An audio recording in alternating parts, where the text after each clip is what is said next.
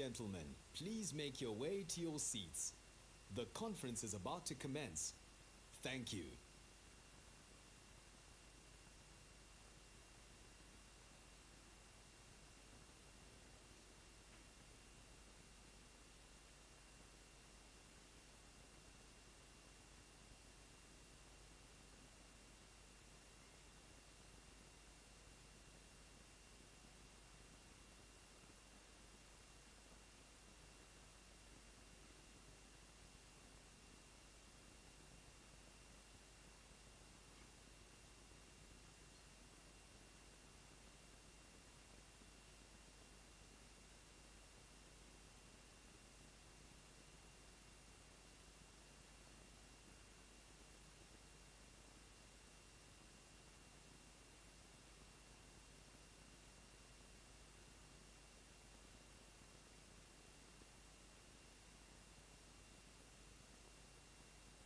Good afternoon, everyone, and welcome to the afternoon session of our AGM. My name is Dr. Yandile Kalada. I'm honored to be your MC today. I would like to welcome all our guests, delegates, members of the NSPE.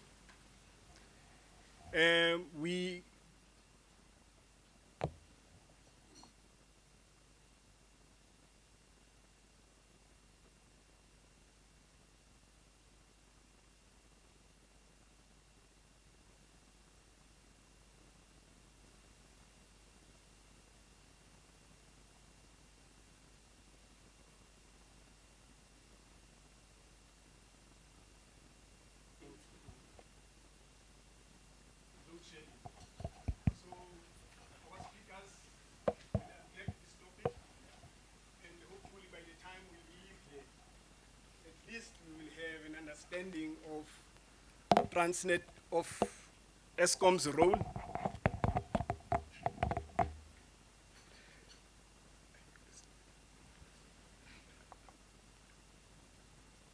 Right. Apologies for that. Sometimes, technology. Sometimes, my sincere apologies. Are we fine now? All right. My apologies for that. I'll just have to restart. Bear with me. Again, as I've said, ladies and gentlemen, I would like to welcome you all. I would like to welcome you all, our important guests, delegates, and members of the NSPE. As I've said, this session will focus on the role of engineering and leadership excellence in Eskom's complex journey to end load shedding. Those of you that were not here, we focused, the first session focused only on the performance and strategic issues of NSPE. We had a couple of reports there which were presented by NSPE members, and that session, it was a closed session. It was only for NSPE. Then I would like to ask you to familiarize yourself with our program. We have a tight program, and also our speakers, I would like to ask them to observe the time as well.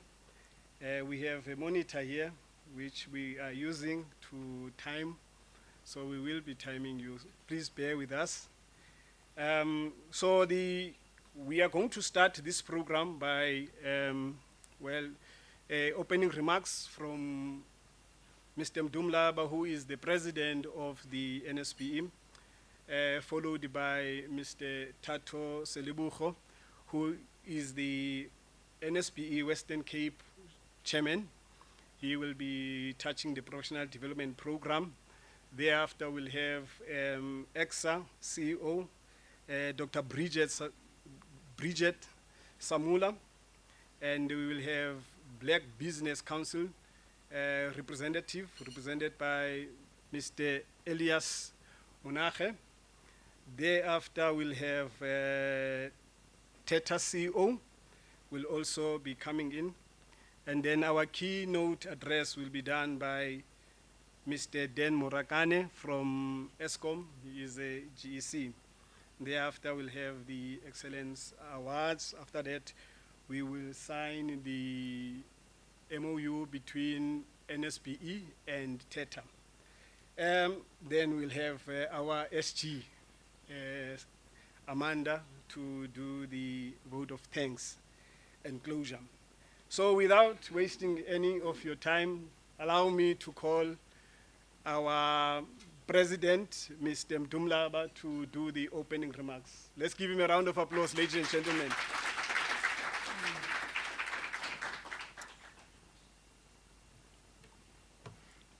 Thank you, Program Director. Our keynote speaker, Mr. Dan Marokane, management team and staff, members of Eskom Holdings, SOC Limited.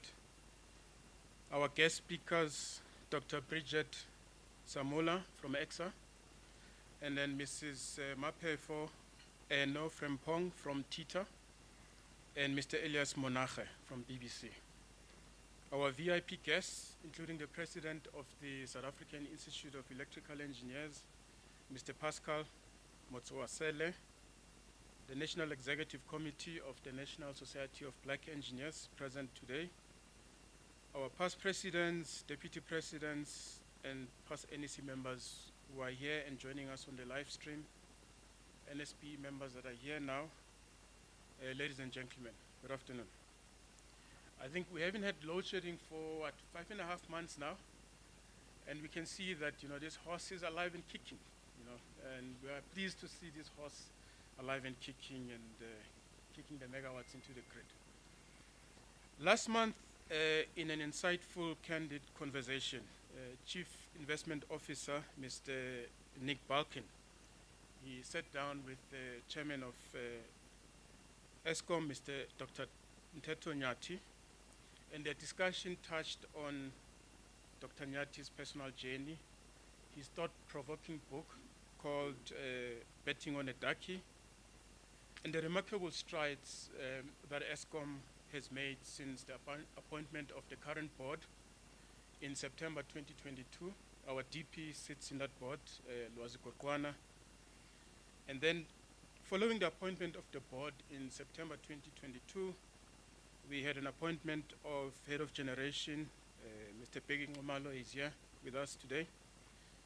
And then after that, we had appointment of the GCE, Mr. Dan Marokane, in December 2023. Going back to that interview of Dr. Nyati, what struck me the most during the interview was Dr. Nyati's authenticity. I mean, I've never had an opportunity to meet him and have a conversation with him. So my first real experience of him was when I sat and I watched that interview that Nick Balkin was having with him. And he did not shy away from difficult truths. And one statement in particular resonated deeply with me. He reminded us that for many of us who are black, negative assumptions are placed upon us from birth. We are often underestimated and we're expected to fall short of greatness. Not because of anything we've done, but because of the deeply ingrained legacy of apartheid in our country. It is with this in mind that we gather here today, not to just celebrate, but to also honor our fellow black engineers who have played a very important role in turning around Eskom. Your accomplishments are proof that we have technical expertise right here in South Africa to deal with complex problems and our own challenges. Hence, there is no reason for us to be held back by any false sense of inferiority complex that makes leaders in both government and the private sector to import talent from abroad. You have shown us that local talent is more than capable of handling complex problems, and for that, as NSPE, we stand proud. I would like to extend my heartfelt thanks to Mr. Dan Marokane, a long-term friend of the NSBE from his early days in Petro SA. And I'd like to thank the entire Eskom management team present here, Becky and the team, and Mr. Conradi, as well as the other colleagues that are here from Eskom. And also we have other members of NSB working at Eskom who are joining us on the live stream. We are here to celebrate your extraordinary journey towards success, a journey that we are now experiencing firsthand as the lights remain on and load shedding is fading away, into a distant memory.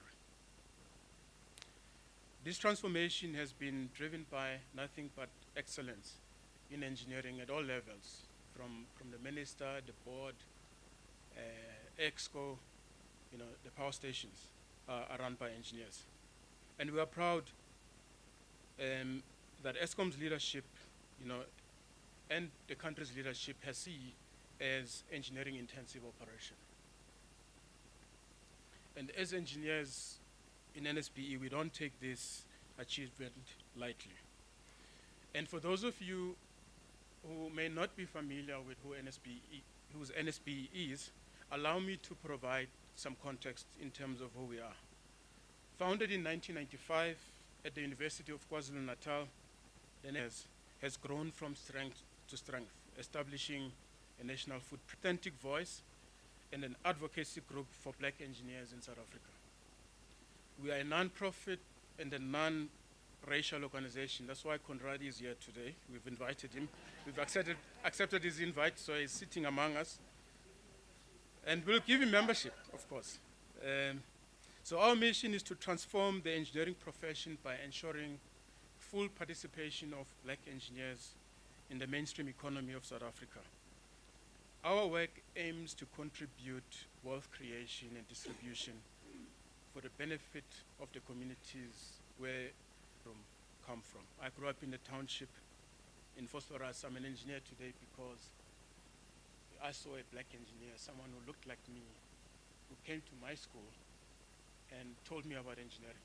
And I got inspired because back in those days, at home you'll be told that you need to be a doctor. My mother named me Michael because he liked this white doctor there that was practicing. So the name Michael, that's how that name came about. But we're told you need to be a doctor, a lawyer. An engineer wasn't really featuring in the equation. So I was really inspired when this black engineer came to our school and gave us a talk about engineering. And that's why if you look at the programs that we run within NSBE, there's a lot of outreach programs that we do, going to schools, black schools, townships, and talk about engineering. So our vision is to achieve socio-economic justice for our black communities by unapologetically promoting black excellence when we see it and transforming the engineering profession in South Africa. So we function as a representative and supportive body addressing issues and developments that affect careers of black engineers. This vision can be realized through partnership with very important stakeholders in government, state-owned companies, the private sector, and educational institutions. So today, we've got the CEO of ECSA sitting here. Bridget is here, and it was lovely to talk to her earlier on. And then we also have the CEO of TITA, I think it's Mapefo, if I'm not mistaken, sitting here joining us today, and we're going to be signing the MOU later on with TITA in order to drive our strategic programs. So our core activities, if you look at what we do as NSBE, as part of our core activities, we promote general public awareness of the engineering profession and the opportunities for black people in the profession. Increasing the number of black students pursuing engineering at undergraduate level and postgraduate level at universities. We were talking earlier with Gift, who is a lecturer at PU. Gift, if you don't mind, maybe just raising your hand. He's a lecturer. He's a member of NSBE. He's a lecturer at PU. He's also a master's student at PU. And we're talking about making sure that at at institutions of higher learning, we start targeting students not only, at high schools doing outreach programs, but at universities as well. We need to be seen to be present, because that's where people start really solidifying their careers in directions that they want to take. So we also work very hard in terms of boosting the number of qualified black engineers who are registered with the Engineering Council of South Africa as candidate engineers, professional technologists, and professional engineers. So when you look at the sobering stats that we got from the Engineering Council of South Africa, and I thank ECSA for really sharing these stats, because in most cases it's difficult. We went to the Department of Labor and we asked for the similar stats, and it was like pulling a tooth, and we couldn't get them. So I was quite taken aback that we couldn't get those stats from the Department of Labor, because what we wanted to see there are the number of black people who are registered in terms of GCSE certification. So if you look at the stats that ECSA was kind enough to share with us, and you look at the 2023 stats, we've got about 20,000 engineers who are registered as professional engineers, and only 20% of those engineers are black, and the 80% is white. And that 20%, mind you, is not just Africans. When I say black, I mean Africans, Indians, and coloreds. So I think looking at those stats, then it explains why NSBE still exists today. Because when I go to functions and I stand up and give a talk like this, the question always comes up, 30 years down the line, why you guys still exist? And I always point the stats to say we exist because we have to fix this problem. It's still not yet fixed. So collectively, we have our work cut out, and these stats need to be fixed because they need to give a true reflection of the demographics of South Africa. So at NSB, in conclusion, we believe in inspirational leadership, we believe in engineering excellence, we believe in academic excellence, and we also believe in mentorship, because we believe that the young people are looking up to us for guidance and mentorship. And all these key elements drive the impact in terms of our economic growth, in terms of uplifting our communities out of poverty. So supporting NSBE means that you are helping build a legacy of leaders and innovators and highly skilled professionals who will positively impact South Africa for generations to come, even when we are not here, but our legacy will carry on. So our engineers are recognized globally, and we thank ECSA for the wonderful work that they do. And many of these engineers work anywhere around the globe because they hold international credentials through being registered with ECSA. And that's why we as NSBE fully support all initiatives aimed at strengthening South Africa technical skills capacity. And we are committed to partnering with people and organizations, black or white, like I said earlier, that share our common vision. I think us, we are driven by vision, not by anything else. And in that spirit, later today, we will witness the signing of that MOU between the NSBE and TITA, which will drive the professional development of our engineers. So I warmly welcome all of you and trust that today's discussions and celebrations will be a success as we honor the quick turnaround and the unbelievable progress that we are all witnessing and experiencing from Eskom. Thank you.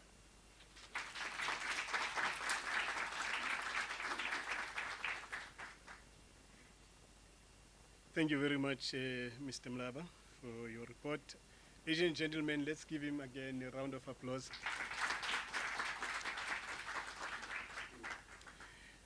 Our next speaker is Mr. Mpho Kubelo. He is a Chief Risk Officer from DBSA. He is going to come and talk a little bit about, give us a sponsor's remarks. So let us welcome Mpho. Let's give him a round of applause, ladies and gentlemen.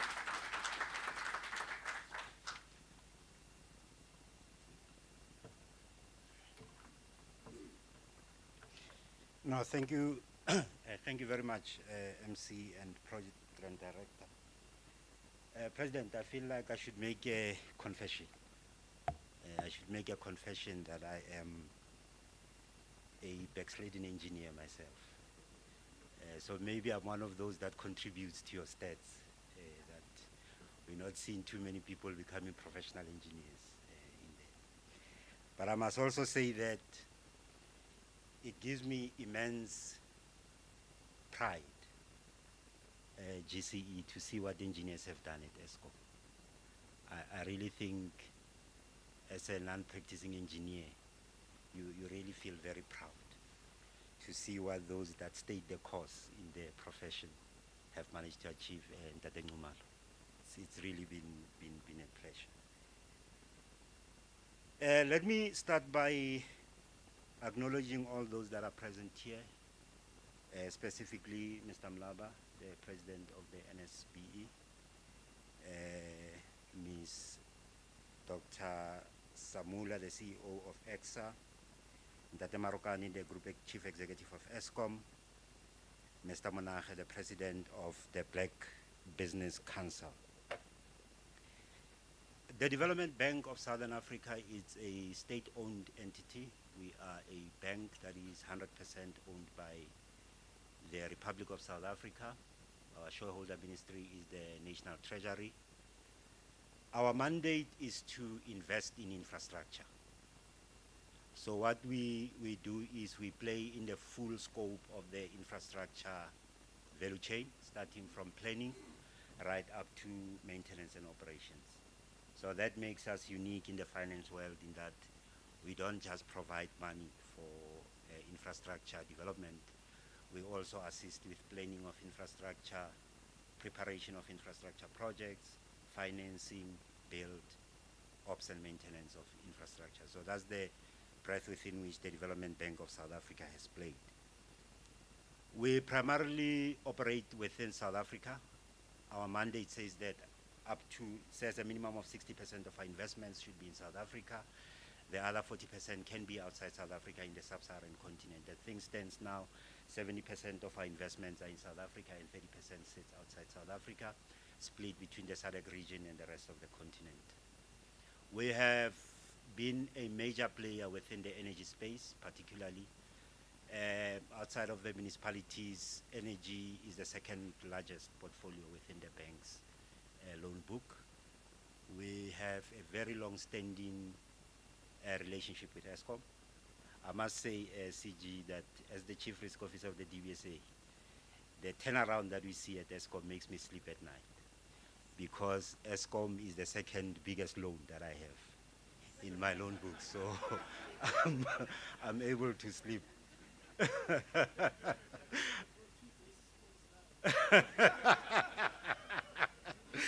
I'm able to sleep at night. Yeah. So we really have played a significant role in terms of the energy space within the country, in terms of the relationship we have with Eskom, but also the DBSA played a very pivotal role in the establishment of the IPPO, as well as the funding in the space of the renewable energies space. As indicated, energy is our second biggest area of funding outside of municipalities. If we start including the loans that we give to municipalities to do things like distribution, invest in their distribution network, then you start seeing that energy is quite big in terms of where we are in the DBSA loan book. Outside of energy, we also play a very big role in terms of right now we're doing a lot of work with Transnet around seeing how we can contribute to the turnaround of the logistics sector. We are very interested in the water space in terms of what is happening there. As I said, we don't only fund. Together with the Department of Water and Sanitation, we have set up an office at Eskom at the DBSA that looks at how we can deal with the challenges that we have within the water space in the country. It's a newly set up office. We are in the process of capacitating that office and making sure that we respond to what is happening in the country. Infrastructure delivery at municipal level is also a key area of focus for us. One of our key strategic initiatives is to look at what we call partner district initiative, where we look to work with, we call them the willing coalition, where we want to work with willing municipalities, see how we can come together and try to solve for the challenges that we have in the infrastructure space within municipalities. And I want to emphasize the thing that although we are a bank, we are not just about funding. We want to play in the entire value chain of municipalities. I'm hoping that I'm making a pitch to engineers here, to say to engineers, the DBSA is available to provide the necessary support, to hold hands, and to help us solve our problems. The problems in South Africa are our problems, and no one else is going to come from somewhere to come and solve our problems. We have to do what is necessary to solve the challenges that we have in our country. And I think we can take a leaf out of what we have seen happen at Eskom to say that we are capable, we have what is necessary, and we have the institutions in our republic that can help us achieve the things that we need to achieve. We can work together to achieve the things that we need to achieve everywhere, at least for the DBSA as far as infrastructure is concerned. We have become very deliberate at the DBSA in terms of providing support to black entrepreneurs and making sure that we work together in terms of delivery of infrastructure projects. We hold, together with probably the IDC, we hold the biggest book as far as BE funding in the RIP projects are concerned. We are very active in the student accommodation space in terms of providing funding to up-and-coming entrepreneurs in the student accommodation space. We want to be very active in the water space. Engineers are going to solve water problems in the country. I work for an SOE. I don't know in the private sector if you call everyone colleagues, but you see, we call each other colleagues. So we're very active in that space, and we really want to play a meaningful role in terms of how we can solve the challenges that we have as far as the infrastructure space particularly is concerned. We are engaged with the National Transmission Company to make sure that we also contribute towards resolution of the challenges around transmission in the country. We are also very interested in inter-Africa trade. That's why we have a footprint in the SADC on the rest of the continent. We have recently just closed the Lobido corridor rail line deal. We are one of the key funders in that transaction, because we believe that if we are going to prosper as a continent, we have to invest in the integration of the continent, starting with the region South Africa into going north, from that going all the way up to the top of the continent. And we are positioned as the DBSA to partner with local companies, to partner with local players within the infrastructure space to make sure that we deliver. South Africa is the most industrialized country on the continent.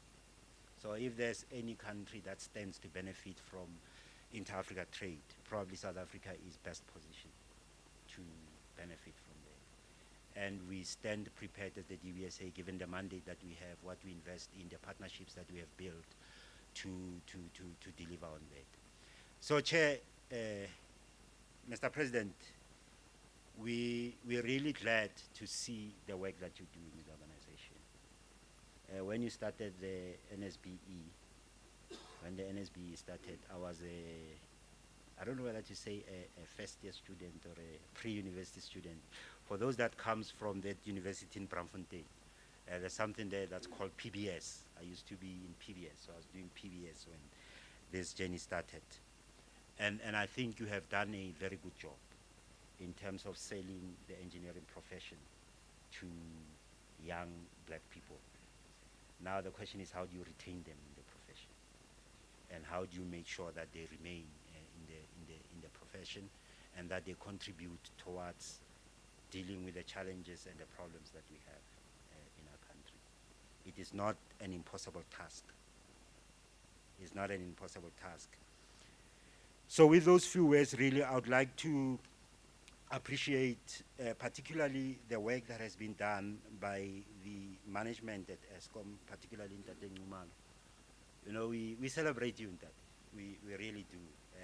I used to be part of a small group of engineers, so I was, you know, hanging on with a small group of engineers that used to talk a lot about the work that you do at Eskom, and really the turnaround that that entity is going to see. I remember talking to our auditors one day, and they said to me, as the chief risk officer, how do you sleep at night when you have this exposure to Eskom? How do you sleep at night? I said to them, you see, the challenge is if Eskom goes under, it's Armageddon. If you know what Armageddon means. That's the end. It does not matter whether you have an exposure to Eskom as a lender or you don't. It doesn't matter.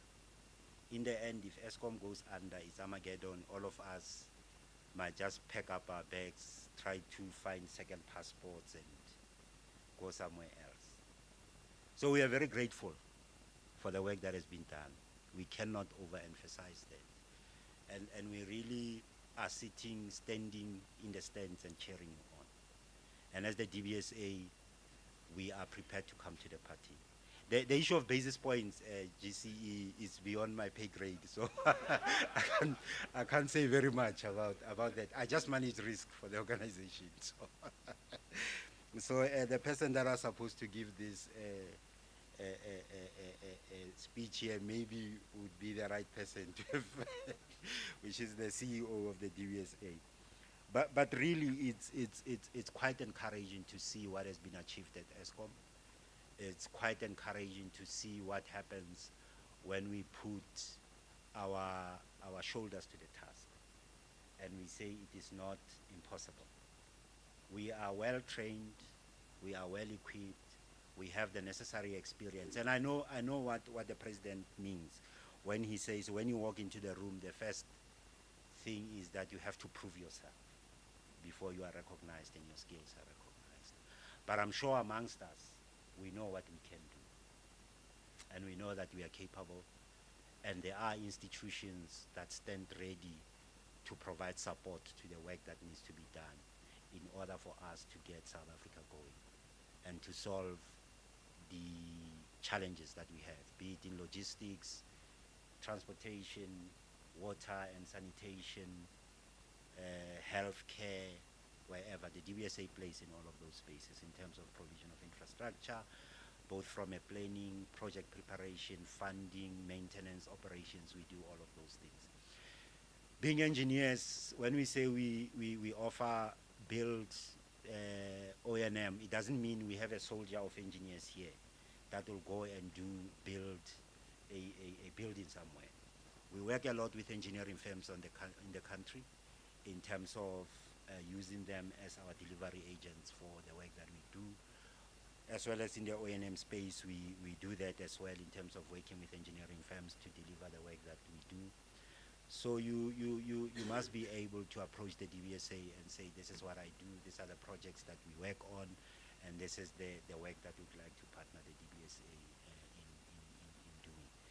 With those few words, Mr. President, thank you very much, and I wish you all of the best in trying to get people like me to come back home and do what needs to be done in order to build the country that we want to build.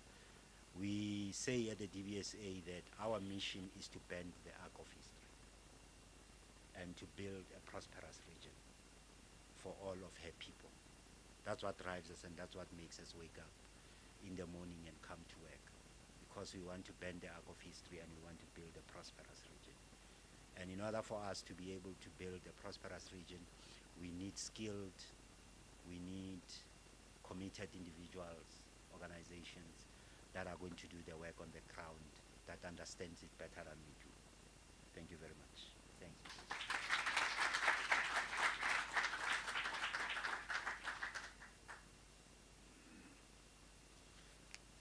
Thank you very much, Mpho.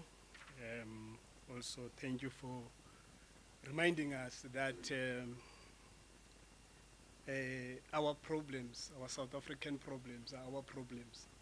So we need to work together to solve them. And you have mentioned that DBSA is available to provide support.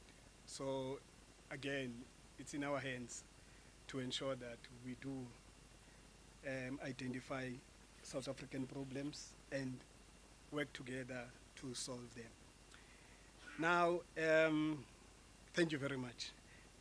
Now we are going to call Mr. Tato Selebucho to come forward and talk a little bit about the NSPE Professional Development Program. Let's give him a round of applause, ladies and gentlemen.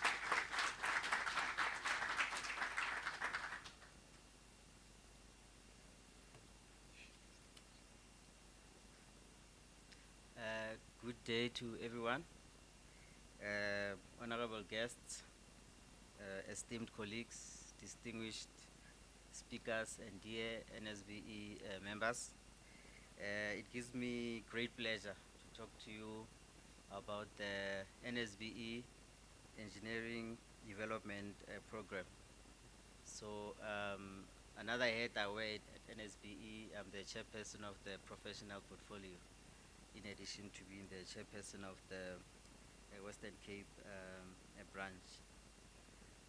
As we all are aware, that engineering professional development in South Africa faced several challenges, particularly in addressing the skills shortage and underrepresentation of historically disadvantaged groups.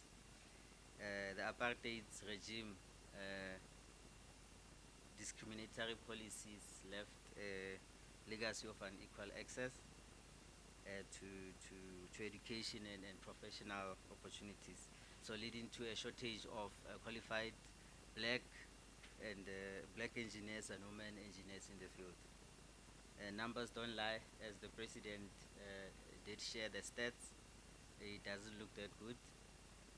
So I won't repeat the stats. Suffice to say, the percentage split is definitely not in line with the demographics of the country. So a lot of work has to go into transforming the engineering professional landscape in South Africa. So this makes a program like this that I'm going to talk about very crucial in addressing or in contributing to resolving this crisis that we have. So in March this year, NSBE launched a support program for candidates in the different engineering categories of PR Eng, PR Technologist, PR Technician, Engineering Technician, PR Certified Engineer, and GCC factories. So we placed an advert for candidates to apply. It was placed on various platforms, websites, word of mouth. The response was overwhelming. In just 2 weeks, we received almost 100 applications, and then with the funding that we got from TITA, Mema people were eternally grateful. We are able to support 15 of the young engineers in the program. So basically, in the program, the candidates are matched with suitable professionally registered mentors from the NSBE database of mentors. And then we have an online induction where the candidates are taken through the processes of the program. And then from there, the mentors are joined to the mentees, and then they embark on this engineering development journey through structured, formal, monitored engagement sessions, mentee-mentor sessions.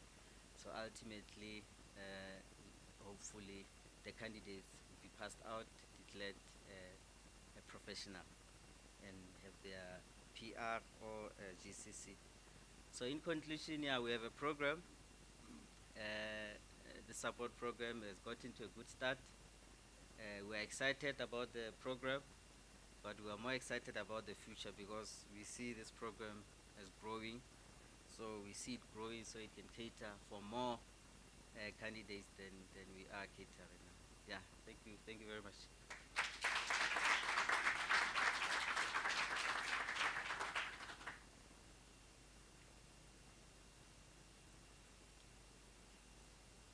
Thank you very much, Mr. Selebucho, the NSB Western Cape chairperson. Now, it's my pleasure to introduce to you Dr. Bridget Ssamula. Dr. Bridget Ssamula was appointed as the CEO for ECSA in November 2022. She spent 9 years in AGM, a global infrastructure engineering firm. There, she managed various portfolios at regional and global level. She is passionate about mentoring and has been involved in strategizing, planning, and implementing social impact initiatives. Formally, she is trained as a civil engineer. She holds a PhD in transportation engineering from the University of Pretoria in South Africa. And also she holds an MBA in aviation management. And also, as we have mentioned, she's also have a BSc in civil engineering. She has held directorship portfolios on boards of various transport entities and strategic planning and advisory role for universities, cities, and states. She has numerous industry awards and recognitions, and she is the author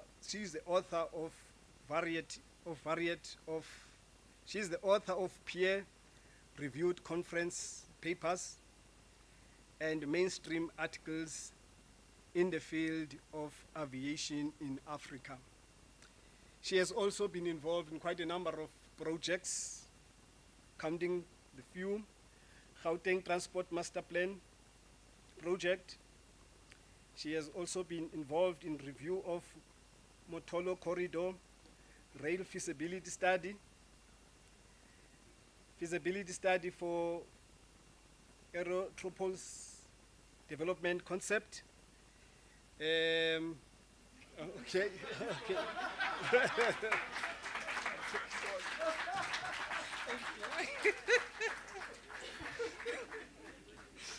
Hey, black people can't blush. I'm truly honored to be here, to have been invited, President of the NSPE and NSPE members, leadership of Eskom, fellow engineering practitioners. I'm very careful not to say engineers. We hold a collective responsibility, both individually and collectively. We are black, and we are meant to solve the world's problems. We are meant to build infrastructure. The world we live in today has us solving problems we never studied, right? Those of you who are designing flood lines know that the amount of rain you're receiving, not even the 100-year flood line you had at school would help you. So we are working on our toes. We have got to be agile. Those who studied transmission and distribution of power through coal are now having to do it through hydrogen. Yet we have the added responsibility of working together and building one another up. As your regulator, it's always a daunting role. And I would like to tell the Chief Risk Officer, you did not leave us. When you're evaluating risk, you use systems, you use processes, and you understand those projects a lot better because you are an engineer. 30% of the Fortune 500 CEOs, more than 30% of them are engineers. So I'm here to also give a clarion call to engineers to be leaders.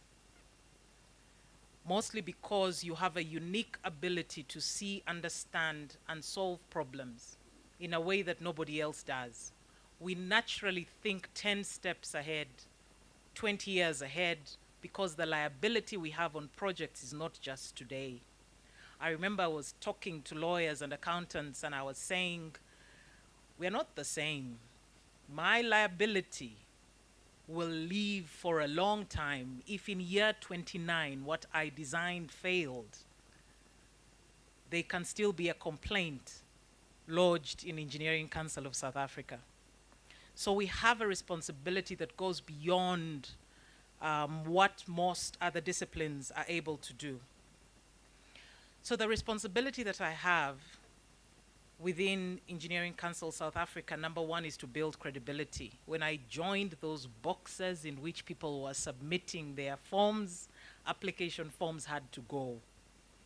As the most innovative group, type A brained individuals, we had a regulator that was making us right? So as we digitize with the candidate portal, the professional application portal, you will get to the stage where you have a user profile. We have an additional responsibility to protect the industry. And by protecting the industry, I mean that we are cognizant of the fact that one job in our sector creates 8 jobs indirectly. However, with that comes quite a bit of responsibility as engineers grapple with making decisions in an environment where the decision makers and the pass holders range from politicians to banks, and they are worried about their professional integrity. So the protection of the industry through identification of engineering work aims to prove your professional competence. It aims to also protect you in the event that at one point you are being compromised. And I don't think many engineering practitioners actually know that if they are being compromised in their job, they actually can write to ECSA. And in that letter, let us know whether they want us to then communicate to their employer on their behalf, or they will sit it out. And when the popo hits the fan, they can call us to be able to defend them. And I don't think many of us know it. And so we are going to run quite a couple of public awareness campaigns to be able to do that. We have to build a pipeline of skills that we need to build our country. Germany's ratio of engineers, yes, they're few, but it's 1 to 300. We are in the 1 to 3,000. We long to see a day when there is engineering being provided in all provinces because it matters. When we are engaging with the Dean's Forums, I'm always interested in how many of the individuals that are studying any discipline within the engineering faculty and the built environment faculty come from the catchment area of that particular university. Because every province, every municipality needs water, they need power, they need roads, they need engineers. So our responsibility is to work with all universities, even the ones that are up and coming, to make sure that we are providing the basic disciplines of engineering and growing them. I was speaking earlier today about the dwindling numbers of people in agricultural engineering, and yet food scarcity is a real issue. We only have 2 universities providing those disciplines. We've got to elevate the role of professionals for us as engineers. We did a disservice in selling registration as the ability to sign off designs, because professional competency is proved through registration. It means that when you're given a task, you will execute that task. Even in my role as the CEO of Engineering Council South Africa, if I do not comply with the code of conduct, the code of practice, I've put it aside for now because I'm no longer building and planning airports and railways. But the code of conduct still holds for me. And anybody who employs me can be able to hold me to a higher standard because I am professionally registered. So I do want us to just have a discussion on 3 things that I think would be important for all of us to look at. Mentorship is one of them. And many people are under the assumption that mentorship sometimes means that you have to take the time off. And I was quite saddened that you had an application of 100 and you only got 15. If the gap is mentors, please reach out. We've been training mentors. We have about 2,000 of them who've put their hands up. Please let us know, because I think it is important for individuals to be mentored in the right way. So we are training mentors on how to be able to assist, grow this pipeline. The candidacy programs for us are important. And the bleeding happens as follows. 20% of the students at university are the ones who come into the pipeline of Engineering Council South Africa. That means they've gone to banks and pharmacies and so on and so forth, other sectors. But of those 20% that come in, the time it takes for the candidates to be able to go through and turn around, the timeline, 7 to 9 years. Average should be about 3 to 5. So candidacy programs are really important. Training academies in the workplaces are really important, so that we are guiding candidates. Our candidates look like us in percentage, but our professionally registered individuals don't, which means that our people are struggling in the candidacy pipeline. We are looking out for a lot of CETA funding to be able to unblock it. As a regulator, we cannot participate in the candidacy programs, but we can facilitate and make sure that when you're running training programs in your workplace, please consider running training programs not just for your employees, but people from outside. They're looking for work placements. They've gotten the bursaries, they've gone to school, they've studied, they've finished, but they're struggling with where to get the training. And those are the times that we technically sometimes lose them. Capacity building programs for me is the last one. We need to be able, because the world is changing and our needs are changing, most of the individuals who work as engineers in municipalities are grappling with problems they've never seen before. So we have to be able to look at capacity building programs to reskill and upskill all of us as we go through the phase of us becoming a more global entity as a country generally, because we need to make sure that we are building capacity for the future in new disciplines. There are lots of emerging disciplines that we need to think of and we need to consider, whether it's nanoengineering, digital engineering, data engineering, mechatronics engineering. Nuclear is becoming an important one, hydrogen. And what we studied today, and the engineer of the future is going to be a problem solver. They are going to be an interdisciplinary type of engineer. So we need to be able to train that capacity going forward. We are seeing a lot of them coming through, but we are hopeful that organizations like the NSPE create the network of collaboration that will help and assist us as Engineering Council of South Africa to push this agenda of transformation forward. Thank you very much for your time.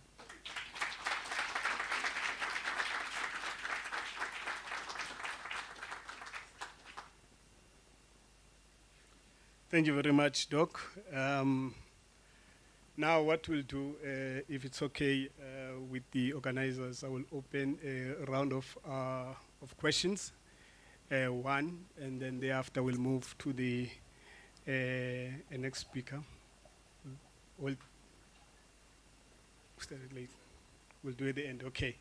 All right, apologies for that. We'll do the questions at the end. All right, so bear with us. All right, now we have the attendance register is circulating. Please do sign it. We do need it.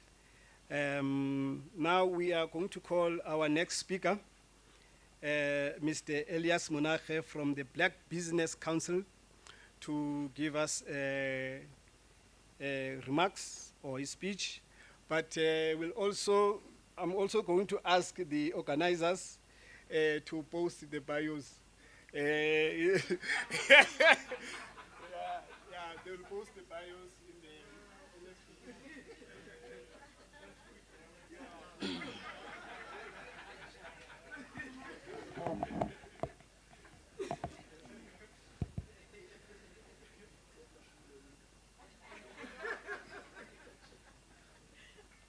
afternoon, the program director for this event. Let me greet the leadership of NSBE, led by Mdu, the president.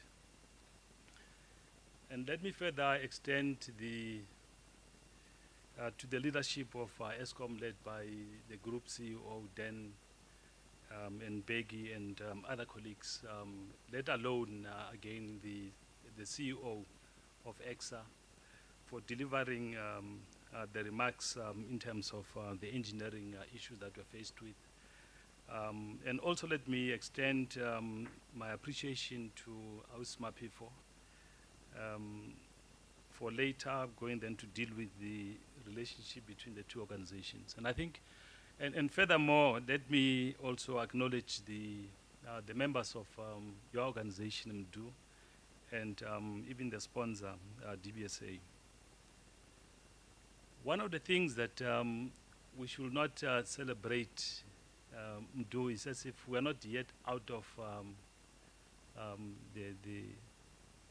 the current situation that we're faced with in terms of energy. And I'm cautioning that because at times we tend to celebrate quick.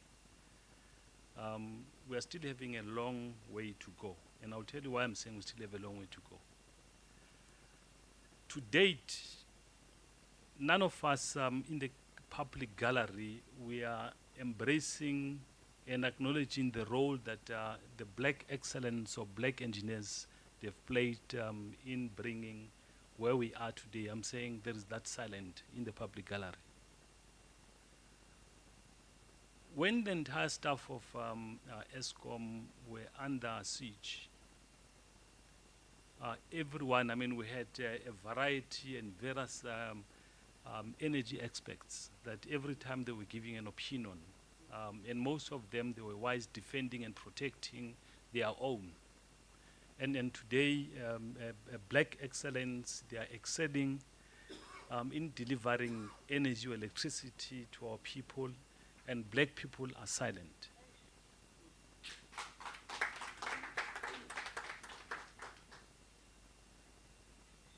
I'm raising that point is because there are lots of things that black people in this country for the past 10 years were marginalized, were dealt with badly, brutally so by the system, and we then put our heads in the sand. And it's not by sheer accident that this entity today, Eskom, is led by black excellence. I'm saying it didn't come from heaven. It didn't come because people, they didn't put their hands together. It didn't come because black formations, they didn't meet and fight for competent black engineers to be considered for their positions, then to take and deal with the current SOE to deliver efficient and effective energy to the country. And I'm saying it didn't come because other people, they liked in certain quarters. I'm saying it came as a challenge, as a concerted effort from various organizations. I'm going to tell you one thing that, you know, Mdu, he has his own way of doing things. When he wants certain things to be done, he will basically start by accusing you as a person to say,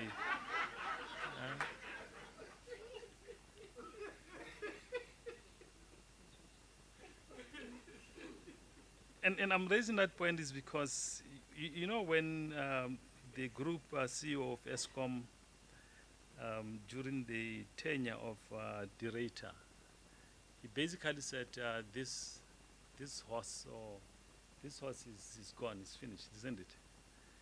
And he basically said there is no need then to resuscitate this thing. We basically might just fold our arms and leave this thing to die its natural death because there is no need then to resuscitate it. Mdu then phoned me to say,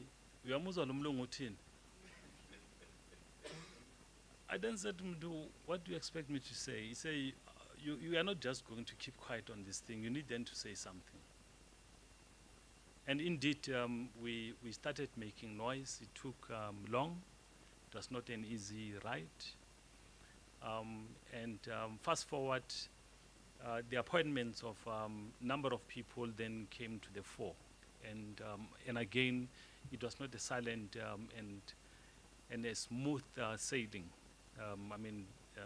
Director then left.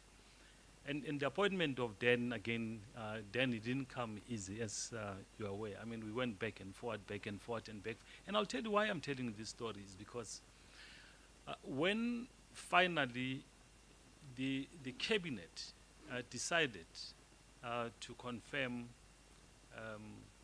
Dan as the group CEO, the person who was opposing the appointment of Dan as a group CEO went then to the media to make an announcement to say cabinet decided to appoint Dan. And it was like an amazing thing to say, why all of a sudden this person is then making an announcement?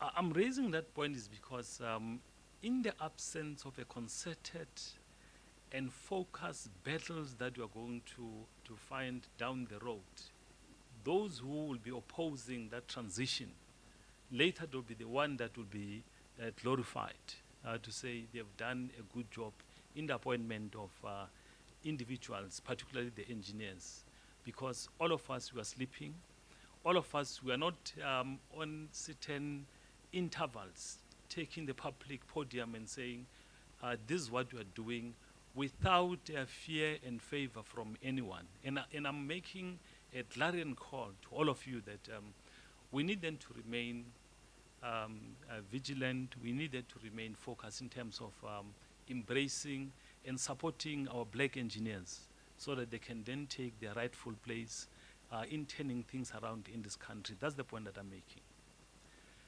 The second part of the challenge that I guess we are faced with then now is the road ahead. People are talking about the extension of the transmission line, the 14,000 transmission lines, and black engineers, they're silent on these issues. Black engineers, they're silent, they're not saying anything. The country is talking about the integrated resource plan on the energy mix, that includes nuclear. Black engineers, they're silent on these matters. We are talking about the rail infrastructure, both for passenger, which is PRASA, and Transnet, different corridors, and black engineers, they're silent on these issues. And I'm raising this point is because we tend then to deal and complain in our little silo corners in different platforms as black people. And I'm saying we need then to move out of that and then deal with these issues in the public gallery. We need to be part of the conversation. We need then to have a conversation to say, how do we deal and participate in those streams, whether we talk about the national energy crisis. In the national energy crisis, before it's included the engineers, when it started, there was no single engineer in the National Energy Crisis Committee. It's the same thing with the logistics crisis committee. I'm raising this point because there is a role that the engineers, they need them to play. When our kids, they go to school, they don't do maths and science, but we expect them then to be engineers. It's not going to happen. It's not going to happen. We need to have a concerted effort to encourage our kids to study maths so that they can be engineers of the future.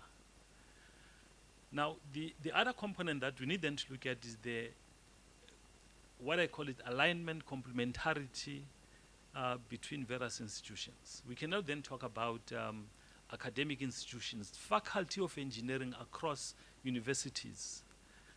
If you have black people, either they will be foreigners, because we don't have black people that they are from South Africa, that they're heading those faculties, whether it's the faculty of Stellenbosch Engineering, VETS, PE, whatever. And I'm saying that's part of the problem that we need them to look at.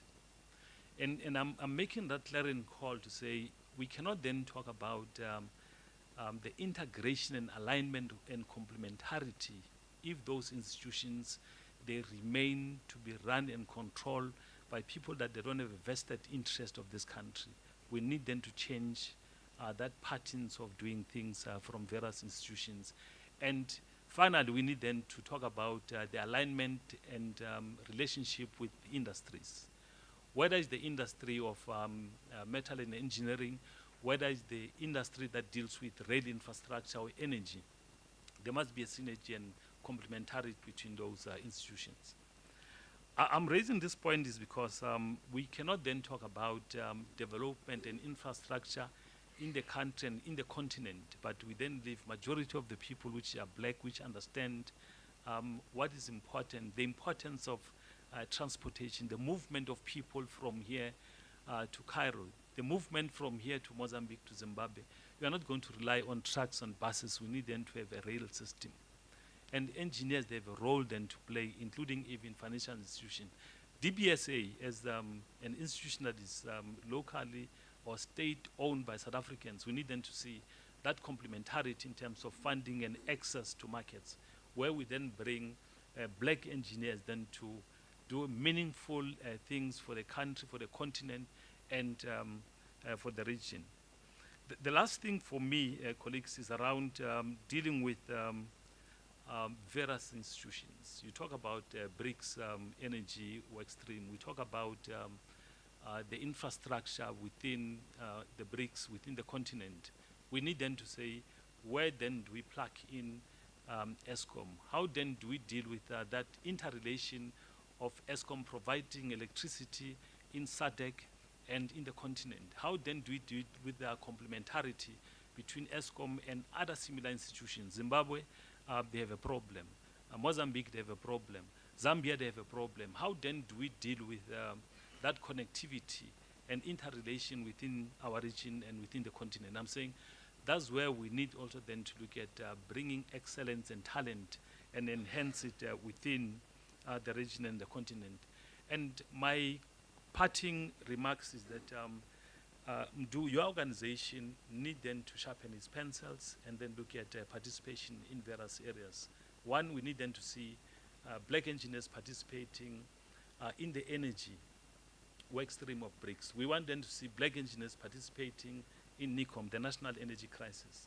We need then to see black engineers participating in that forging the relationship between industries and academic institutions. And that's where your role need then to be. We are not going to talk about the extension of the rail infrastructure in the continent without the participation of your organization too. So for me, those are the parting words that I'm leaving all of you to think out of the box and then join various progressive black organizations in dealing with these issues in the public gallery so that we don't remain silent on black excellence, particularly at Eskom. Thank you.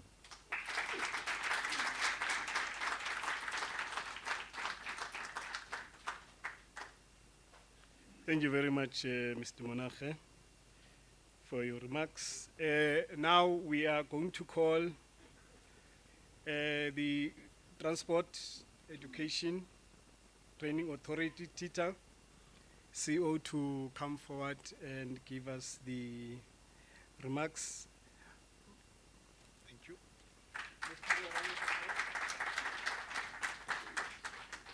Thank you so much. If you would allow me, Program Director, to stand under the established protocol and say all protocol observed. It is a privilege for me, coming from an institution that really plays a key role in developing a pipeline, either of leaders or young workers and even entrepreneurs, to be invited to an institution as AGM, and also not only to be invited to talk, but to really start showing that we deliver when we are called to come upon to assist. I think for me the key thing as TITA has been, it has been tragic to see that when we ask for candidacy programs and applications, we would only find from the maritime industry. We have not really received applications for candidacy programs that we could fund to whatever limited degree that we can from the engineering subsector at all, in all the modes of transport. And when 1 year we had to find ways to report to our executing authority, why we're not meeting targets. We rather made do with what we could do, and we found an industry that is really not doing candidacy, claiming to do candidacy, using learnerships in the forwarding and clearing space, which was a tragic thing to see, knowing that the role that the institutions that are called sector education and training institution are to ensure that we drive transformation imperatives. But let me just really share with you that from TITA's side, beyond what we have funded you, we would like you to partner with us. We've got 60 adopted schools across the length and breadth of South Africa. We've chosen schools that are no fee paying schools, schools that are in rural areas, and we have seen that if we leave the Department of Basic Education alone and regard that all the problems that are there, they will solve alone, we would not be doing the transport sector any good. So in order to produce and hopefully try to drive young kids at an early age, as the president has said, you can't get them once they've gone to grade 10. If they are going to make subject choices and they're going to make not maths lit, but they're going to go and do pure maths, and they're going to do science and even do engineering, they have to be caught early, and they have to be caught when they are doing grade 8. So as an institution, we decided in 2012 to go to the Department of Basic Education and say to them, please identify to us schools that have a potential to improve, that you would like to assist, and let's help you in whatever limited way that we can to get these kids to hopefully choose transport as a choice and as a career. And our adoption then starts at grade 8 up until grade 12. We regard a school as not only comprising learners, but we know that also the teachers and also the school governing body and the leadership at that school. So our program that has been running for the past 12 years is to support teachers with maths and science enrichment programs. And we've been doing it exclusively with TITA funding. And we then go and assist the young kids with maths and science, and in some instances, we would get to the schools and find they don't have laboratories. So we would then get them mobile laboratories as far as we can. And we then go to the principals and also the school governing bodies and assist those sort of like with leadership. We believe that everything rises and falls on leadership. But I must say that when you go to the schools, you'll find that unless TITA comes on board, other parties don't come. And I'm just saying, join us in this 60 schools. One, with giving these young boys and girls an opportunity to relate to a real engineer and know what that means, and also make a choice before they really make subject choices. You can take them during school holidays into your companies, they can be exposed, and we can work together to fund them. But not only the students that we adopt, let's not forget the TVET colleges.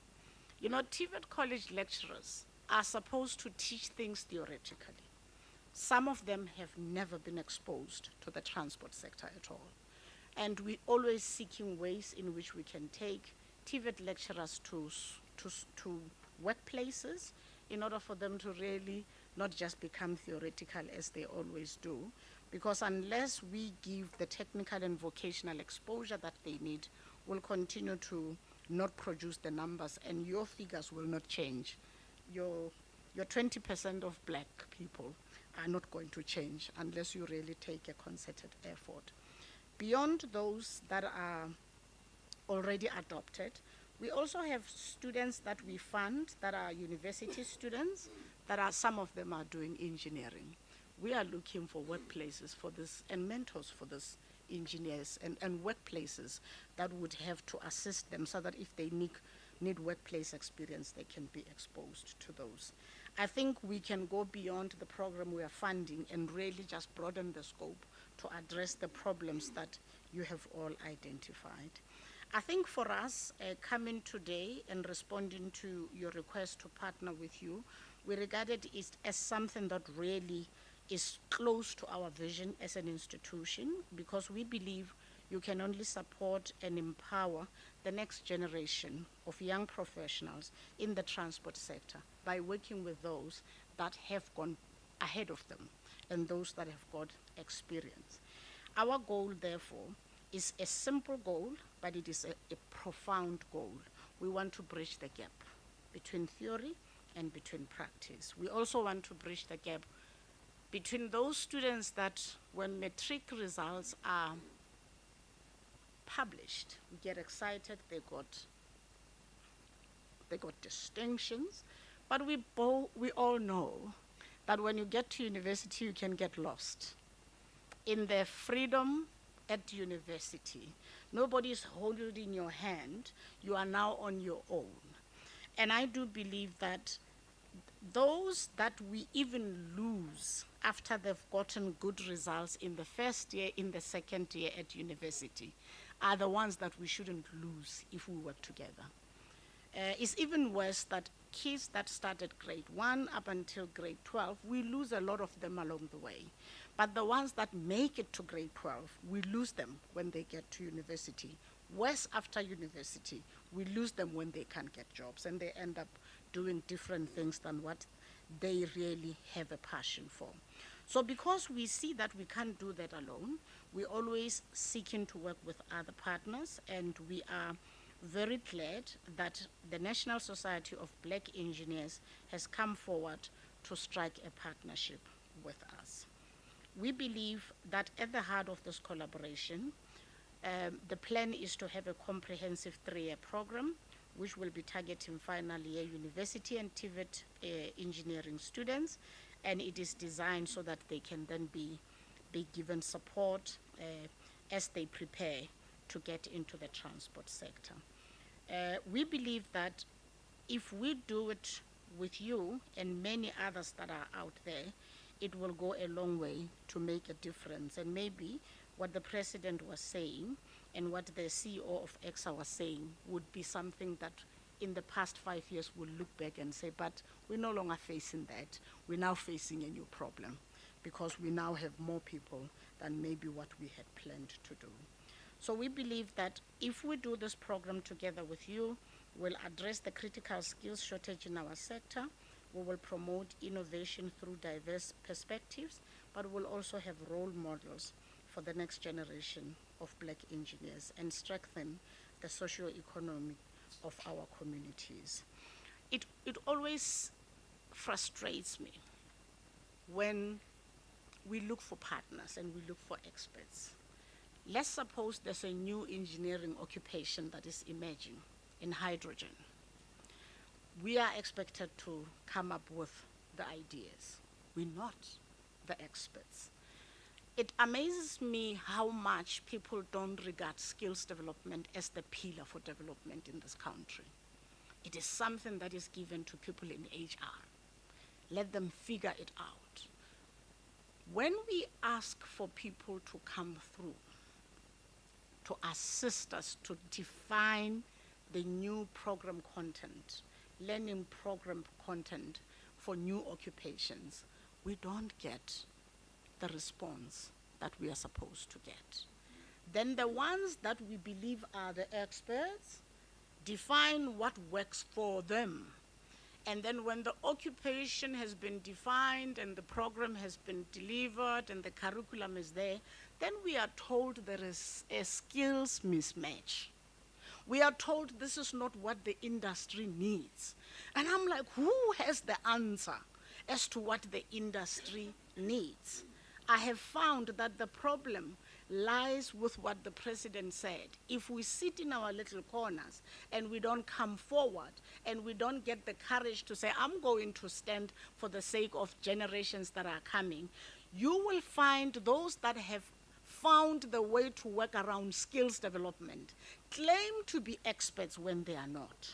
And then they define the wrong curriculum content. Then the people go to school, they spend 4 years, they spend 5 years, they get out of school, and this is what you don't need. It frustrates me as an educationist. When I hear there's a skills mismatch in the country, I'm like, can we have a different conversation as to how we got here? Because sometimes the experts are coming for their own vested interest. They come and say the need is this because they are accredited for this. They don't define the need that the country has. So I'm asking you, now that you are our partner, we are going to demand more from you than you thought.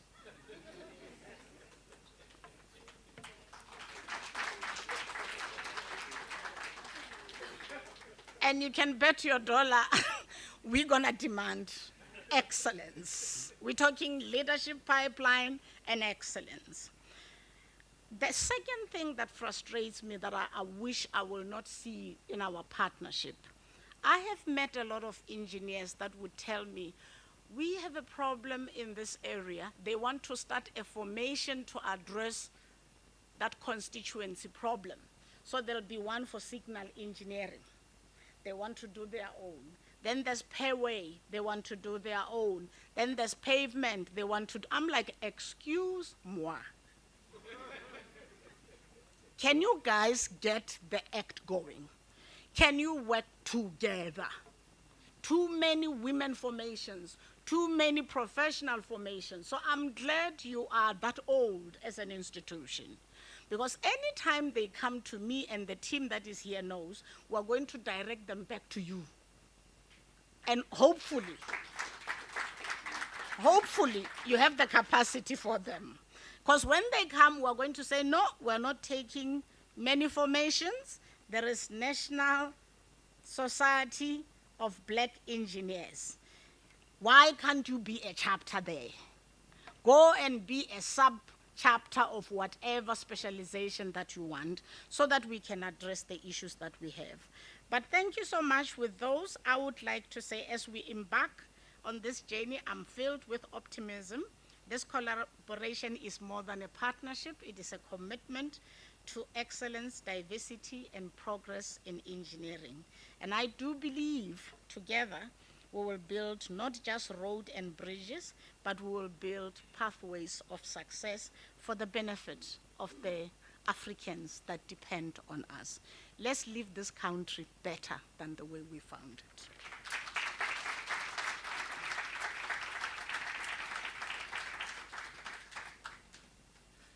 Let's give Mapifo a round of applause again, ladies and gentlemen. Thank you very much, Mapifo.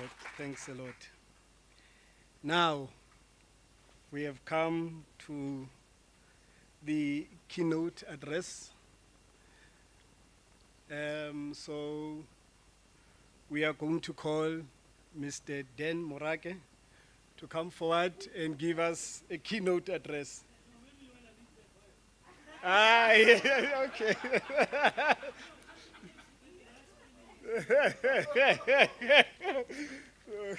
Let's give him a round of applause, ladies and gentlemen. All right. Thank you. Yes. Okay. So in the process, we also build. Yes. We lift as we rise. Yes. It's Marokane. Thank you very much. Thank you, Dr. Thank you. Thank you very much. Colleagues, good afternoon. Yeah, I also want to say all protocol observed. I'm very glad that I had opportunity to listen to the input from the previous speakers, and I'm departing from this speech that I'd written. So bear with me, and I'll tell you why. Something just reminded me, Guti.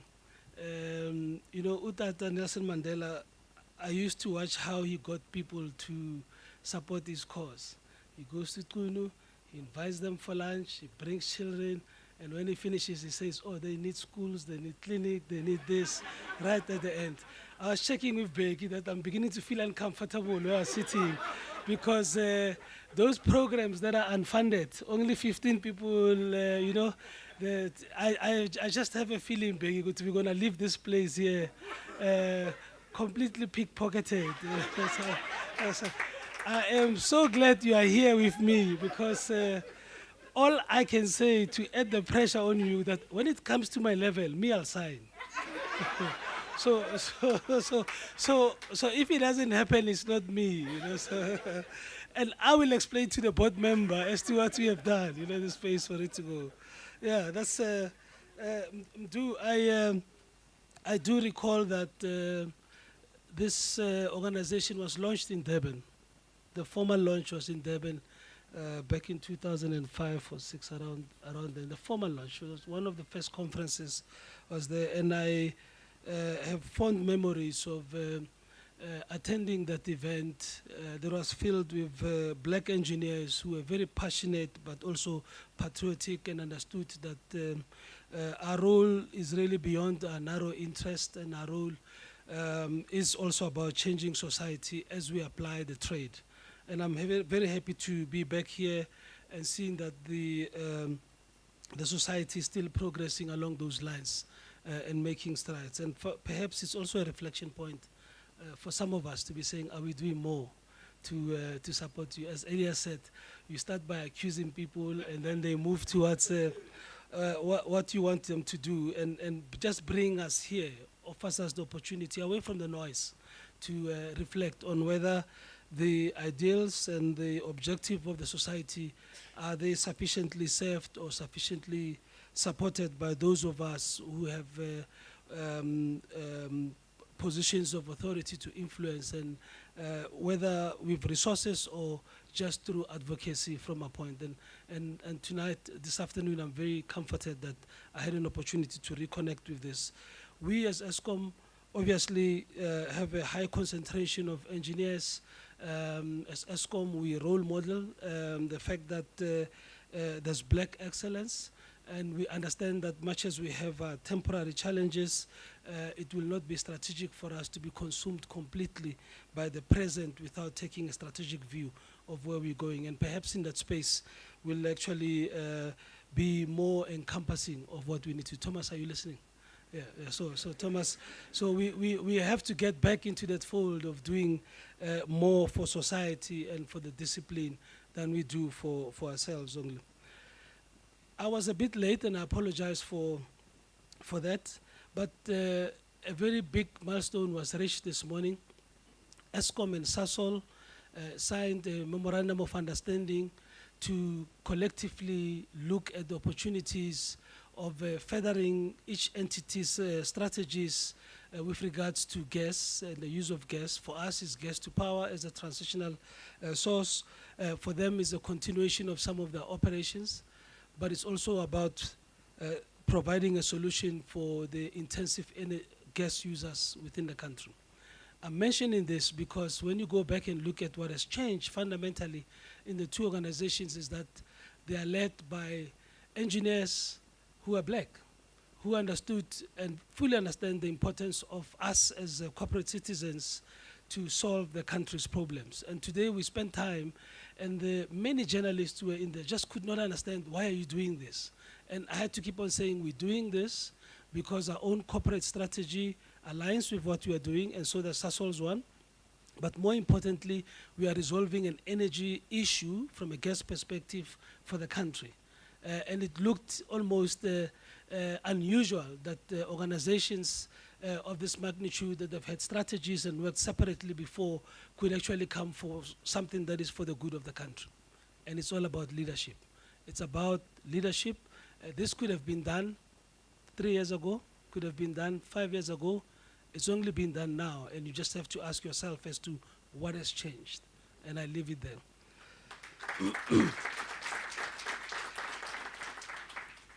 So I'm quite happy that we'll start seeing some shifts in this space. And of course, these shifts are, some of them a little bit late, but never too late to be, to be implemented.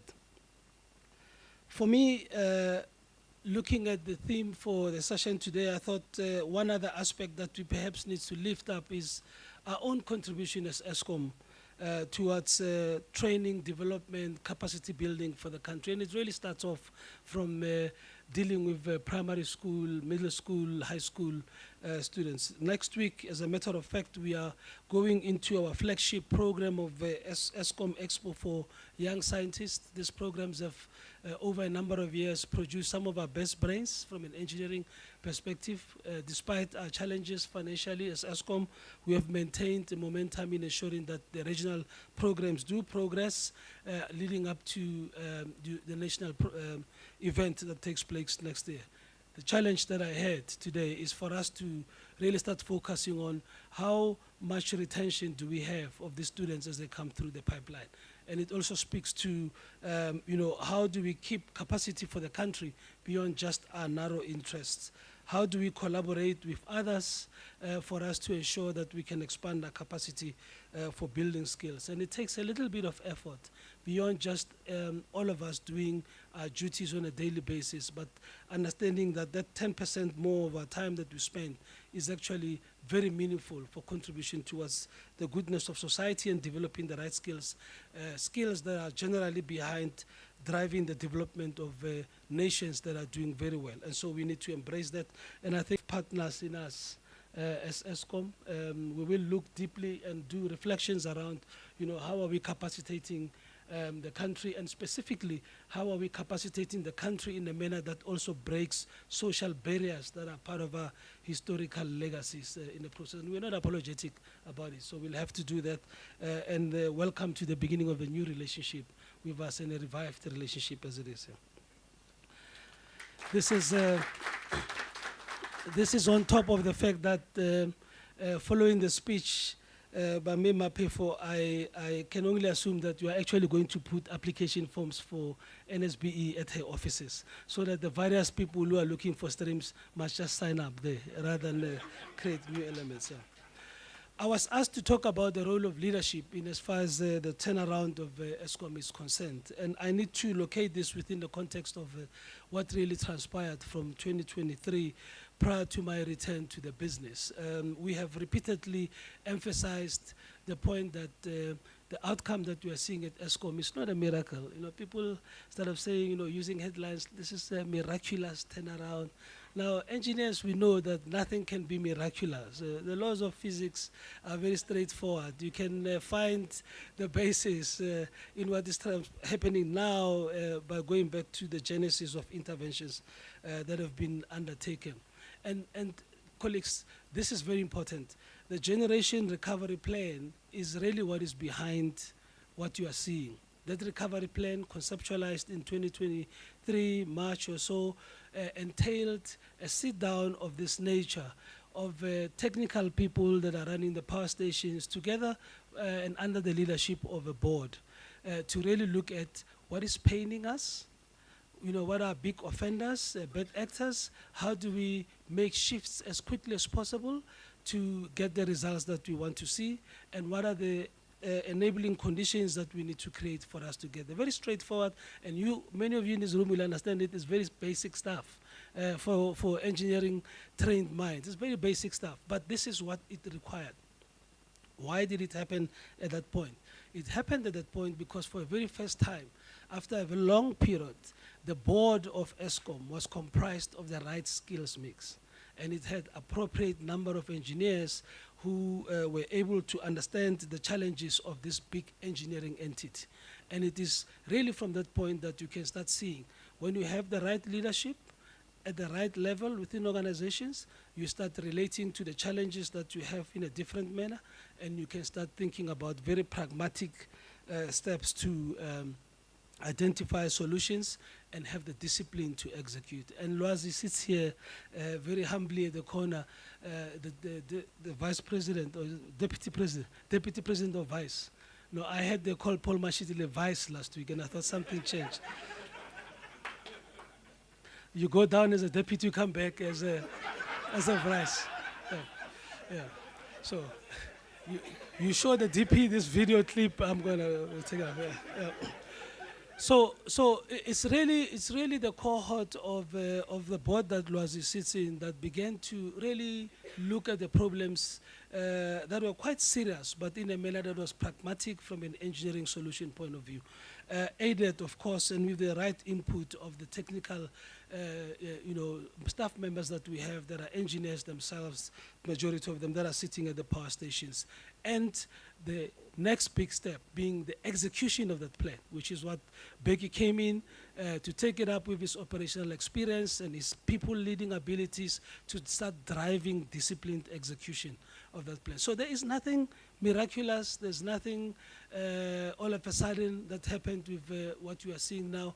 These are all calculated outcomes of a very clearly defined plan, and perhaps the issue must be, why did it take so long for the organization to devise such a plan when the country has engineers that could have done this at a different time? And there again, I leave this as an open question. When we have these capabilities, are we as a country placing the right people within the right roles and challenges? And I think this is what the Elias was actually saying. And I know for a fact that the NSBE has been quite vocal about the issues of skill set and matching challenges and driving the country, and we need to do more of that. We need to start looking beyond, if it works here, and we have a template for it to work here, we understand what it takes for it to work here, why are we having the same problems elsewhere where we had opportunities to follow up with the same template as it comes? And what is the responsibility of those who are here now, considering the needs of the country and elsewhere where the challenges are sitting? And for that reason, I can tell you that our board and our management team is reaching out and connecting with those who are seeking to learn from what have we painfully gone through, and what lessons can we share for them to be able to leapfrog the challenge that we see there, because we take our jobs seriously and our responsibility with great enormity, considering that these are national issues for us to go. So leadership plays a very important role. The EXCO team of Eskom has got very competent engineers and competent other disciplines in it. It's important that this continues to be the case for us to be able to ensure that we don't go back to where we are. Otherwise, we end up in the cycles of good performance and bad performance. We cannot afford to do that. We cannot afford to fall back, because we need to defend the next key issue for Eskom, which is essentially crafting its future. The continued period of load shedding that is dragged on over a long period meant that Eskom was not at the right tables to discuss the future of electricity industry reforms. In many respects, and you'll know yourselves here, Eskom could not participate in the renewable programs. Eskom was told that the renewable programs are for the private sector, and it must focus on solving its problems. And what actually happened is that private sector moved in, dominated that space at the exclusion of Eskom. The implications are that Eskom, which is sitting and located within communities, has 41,000 employees or so on, has to tackle the issue of what's going to happen to the economic activities associated with this transition without Eskom being party to it. And there I say the majority of those private sector players that occupy the space that Eskom was not allowed to enter are actually national utilities coming from Europe that have diversified into that path and are operating in our backyard. And these are the realities that we are facing. We have taken a decision as the Eskom board that we will now intensify our participation in renewables. We'll do so proactively to enable a very organized and coordinated transition, because also the people that we serve, the majority of them who are poor, cannot afford to have own solutions of accessing clean power. And when we are committed to clean power power for all, we should equally be committed to clean power for all. And so Eskom needs to be playing in that space with the requisite levels of competitiveness. And that pressure of competitiveness and operational efficiencies comes back to us. It's our responsibility of management, and we hear the call from the average customers that we need to be driving those costs down, and we're focusing on that aspect. But we shall be in that space. We will be acting in that space much more than we were allowed to do before. The The next part that is also important in leadership, which I've not really touched a lot on thus far, is the issue of our staff.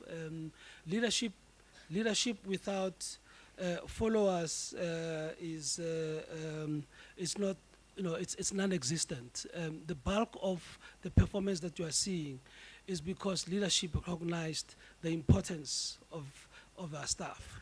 We've invested a lot of time in the area of connecting with our staff, showing them our vision, and getting them to want to get to it. And once you get to that point, you have very little work to do because our people are motivated. Not that our people were not motivated enough already, because many of them took personal pain at the fact that the country was being load shed. We understood that what that was doing to the economy, to our families, and to average South Africans. For that matter, when you connect that personal self-drive that individuals within Eskom had with a very clear role, clear direction in terms of the vision, you begin to find some magic. And you can just imagine the understanding that there's a clear path beyond the existing operations that we have itself presents a mindset that allows people to be present and begin to apply themselves, let alone the fact that the naysayers use all this negativity to even undermine the competencies of our staff. Eskom remains one of the most sought after employers from an engineering experience perspective. It has done this for many, many years. It remains the one place with extensive presence of technical skills. Our plans are to get it to retain its position in society as it was before. We cannot finish this conversation without talking about the cost of electricity. And many of you in the coming weeks will be engaging in various conversations around what is the right price increase and tariffs and so on. We have done what is necessary in terms of ensuring that the business does not go back and slip back into a space of financial uncertainty, which impacts on long-term planning, that impacts on reliability of our assets in the long term. But we are also not deaf. And so we will be engaging. We are silent for now in terms of how we have approached this latest application. We will be engaging as soon as NERSA opens up the process. We'll engage more meaningfully and show where we come from, and we'll engage. We've intend to find a solution that is, that is a win-win for all South Africans. We sit here today at 177 days without load shedding. This week, or since last week, we actually did not have contribution into our grid from 2 units at Quebec. Other than a little noise made by a few individuals, you wouldn't have known sitting in here. And that's how the power system needs to be. That when you have such kind of incidents, you can actually ride the wave without the noise that needed to be made by a few individuals. The bottom line is that our performance has improved substantially. It allows us to be able to absorb the shocks. Of course, we want to excel and continue to be well ahead of where we need to be, but we have now tangible empirical data that the progress is not a fake. This progress, backed by some 12 billion rands of savings year on year in relation to, with regards to the use of diesel or diesel costs, is a testimony to the work that the engineers in Eskom are doing towards the recovery of our units. So we remain a center and a force to be reckoned when it comes to engineering performance, and we will continue to ensure that we go back to that space as soon as possible, because for us the ending of load shedding is just the beginning in terms of the normalization of our operations and addressing the country's issues. What's more important for us is how do we craft the next Eskom, the Eskom of the next 100 years, that will play is a very critical role in the supply side, but also a very critical role in the liberalizing distribution business that we are entering, employing technology and also responding very differently to almost individualized customer needs. That's where we're driving towards that point. So in conclusion, I just want to reemphasize the results that you are seeing at Eskom are not an accident, they're not a miracle. They come from a very strong engineering basis of assessing what the challenge is and a very deliberate plan of supporting interventions, enabling interventions, be they financial, human resource-wise as well, to ensure that we can move the performance that we didn't like before to where we are seeing it. We are sustaining that. Our aim is to embed this and change the ways of working going forward, so we have a very different organization from this part. And in closing off, Mr. President, I just want to assure the NSBE of our support. We know we have our own employees who are members. I've spoken to Becky here. He says he can't wait to partner you in programs that ensure that we expand the training capabilities that we have. We have also heard that we have candidates who require exposures for them to fulfill their academic requirements. We are going to go back because Thomas there can't wait to have more hands to help him in his plan. And we will be a partner to NSBE, and we want to thank NSBE for its continued support on various platforms. So thank you very much, colleagues.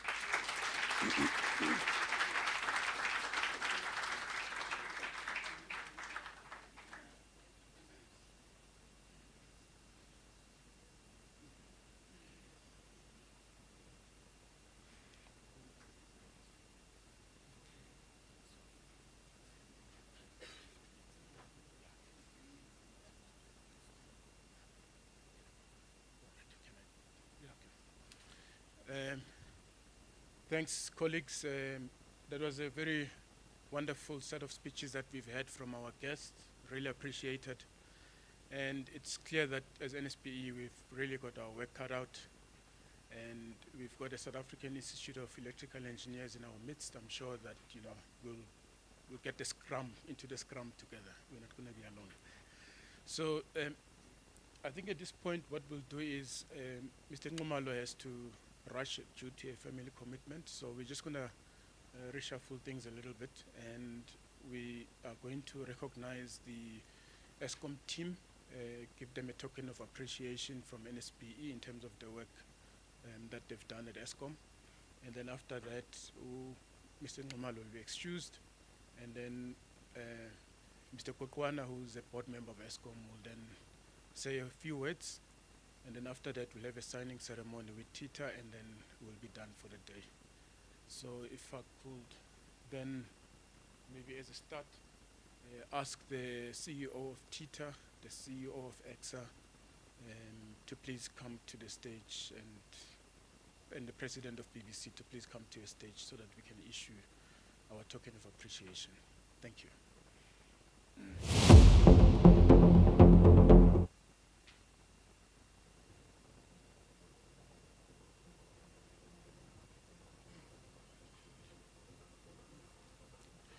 So the first award will go to Mr. Matume Makwela, who is a head of human resources in Eskom Generation.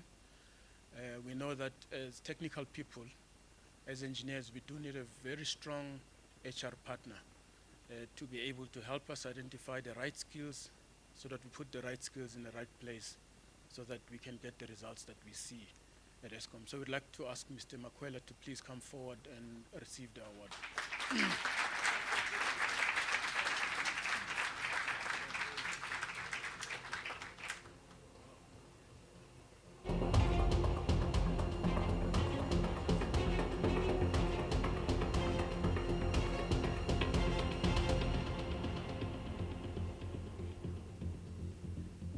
We'll ask our photographer to please come forward and please take pictures.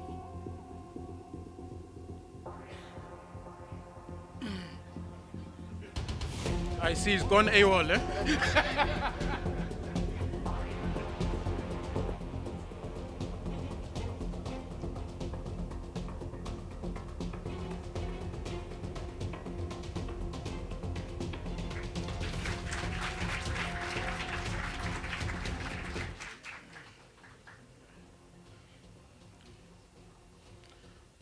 Thanks, Mr. Makwela.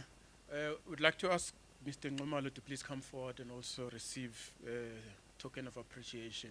He's the head of generation at Eskom.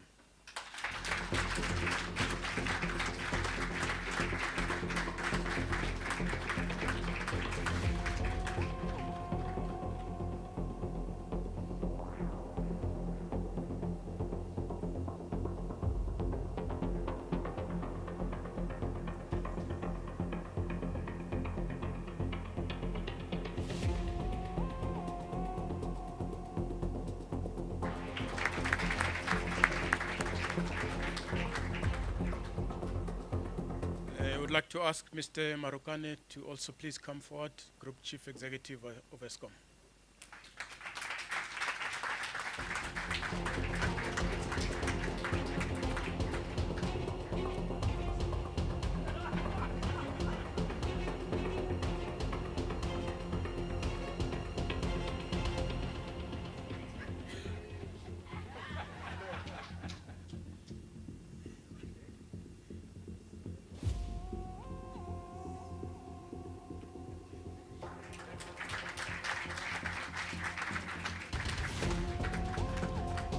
I would like to ask Mr. Kokwana, who is our Deputy President and also a board member of Eskom, to receive an award on behalf of the Eskom board.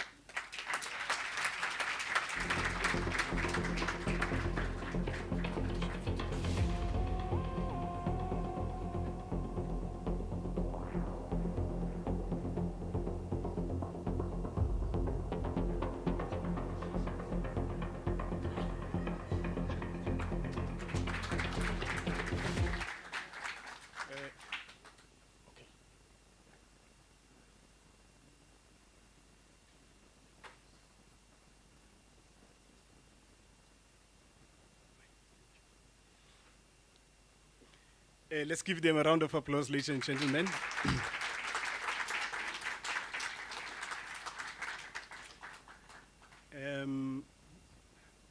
You are allowed to begin. You are allowed to, to be excused at any time. But thank you very much for joining us. Thank you a lot.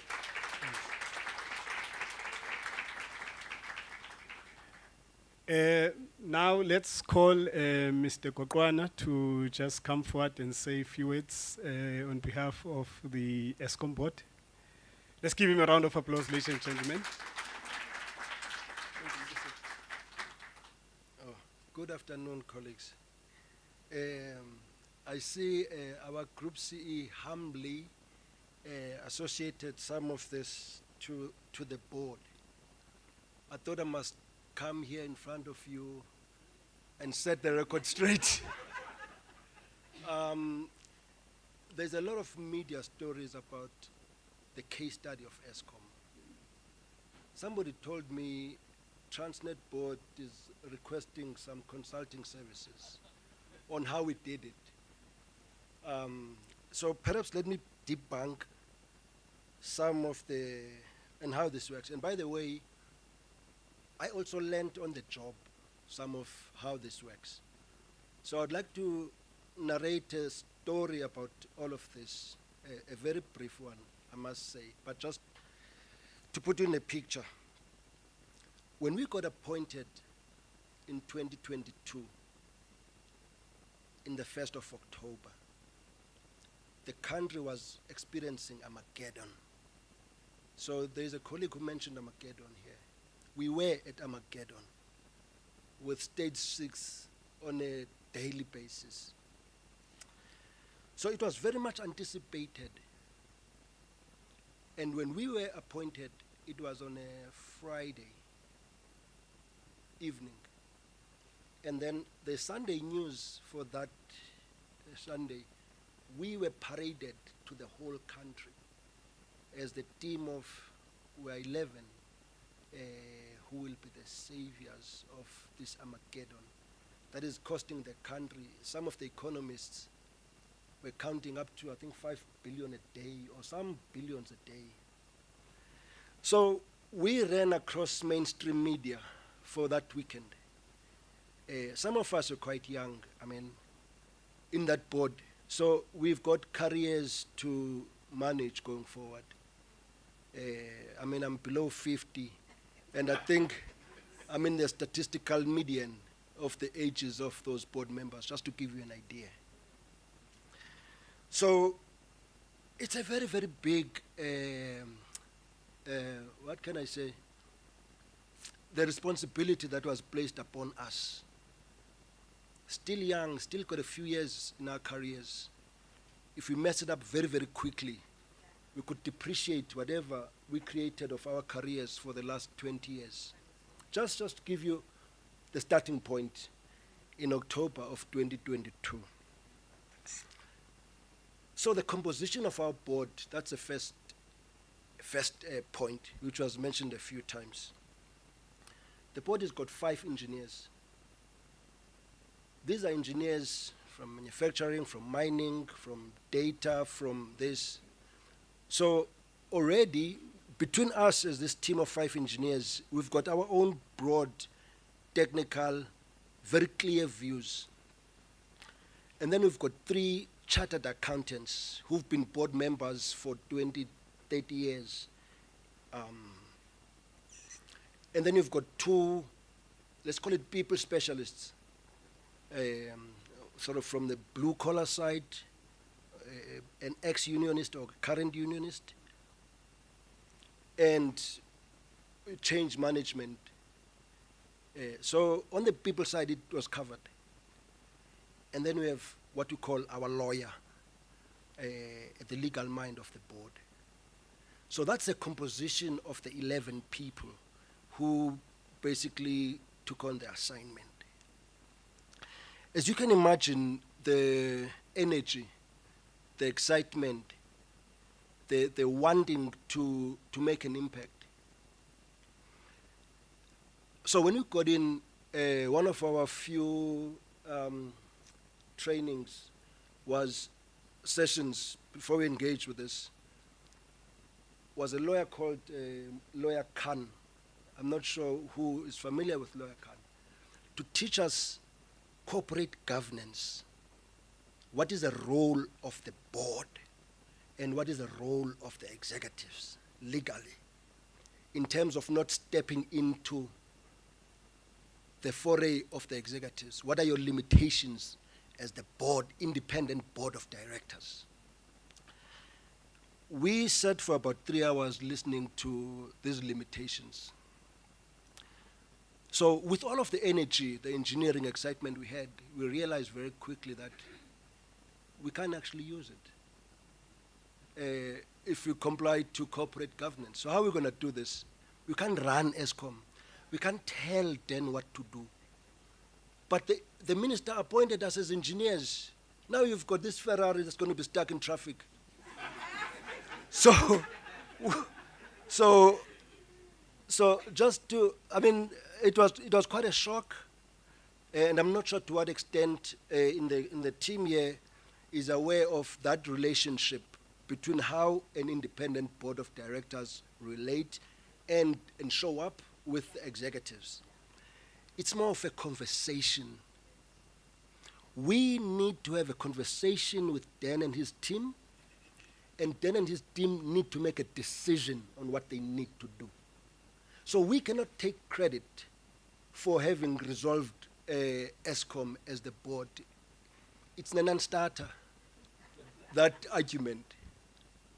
However, our role, and look, Mr. President, thank you, I will gladly accept the accolade. And by the way, out of the 10 of us, it's going to have to rotate, but I do have a nice space in my living room to put the, we must just put a roster on which board member, which month. So we had to establish a way of working in the middle of the crisis which does not interfere with Dan and his team. So our role was really to ask the questions that make Dan and his team think, should I say differently, or consider things. And they are the ones who did all of the work. So it's almost like in a soccer, in a stadium. The guys who talk so much are the ones who are sitting. We are not the players, they are the players. So I must make that very clear. So we can have a whole lot of examples. And I must make an example of myself. You know, I've got an executive role in my current full-time job. And I report to the board. But none of my board members is an engineer. What a bliss. So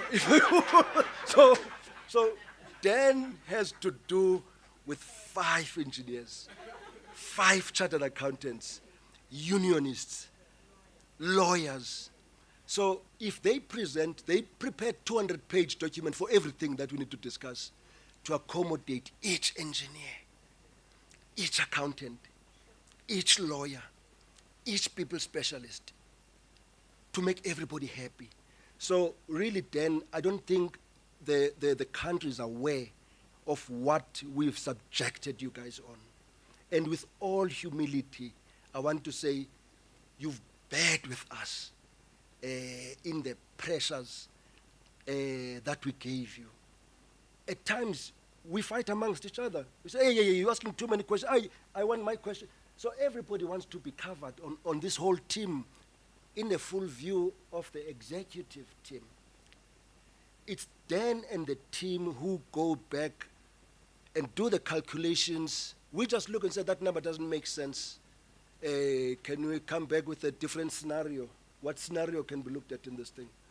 One sentence, it takes a minute to deliver. It takes 10 days and his team to do the simulations, to work it out and to come back with another proposal. So then again, we thank you for the patience for what we went through. So let me move. So load shedding now, I think to a certain extent is behind us. However, we need to elevate the conversation at Eskom. Eskom is not out of the woods. So if I look at the new frontier, which I think Danny you've touched on briefly. So Eskom is a large organization, and I'm not sure to what extent we are aware of the size of Eskom. Eskom is a 240 billion turnover organization. If you do the maths, that's 20 billion a month of invoices and paying for people.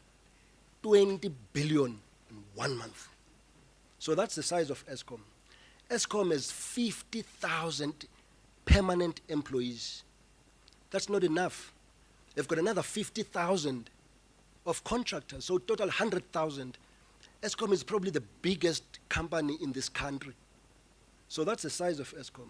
Now, you all know that companies with scale, they've got a culture that's embedded. They've got a lot of inertia. So if there's change that's required, it's extremely difficult to change a company with so much momentum behind it, of 100,000 people, with all of the culture of that 1,000 people.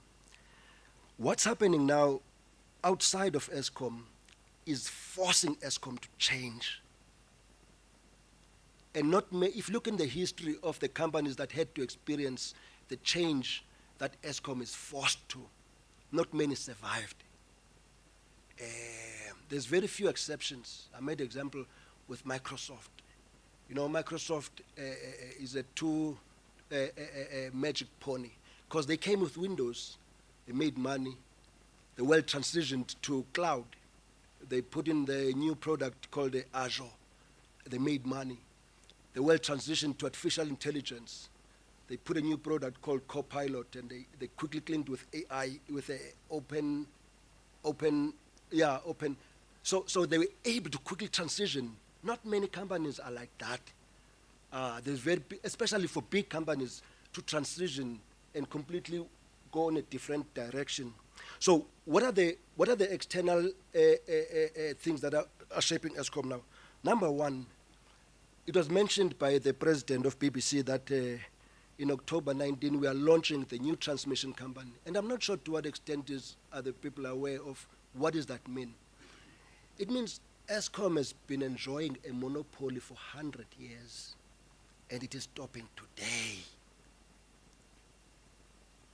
When you stop a monopoly that has been having a momentum of 100 years, what happens to that company? Is it able to operate like a private sector company and compete with new companies that started today, digitally native?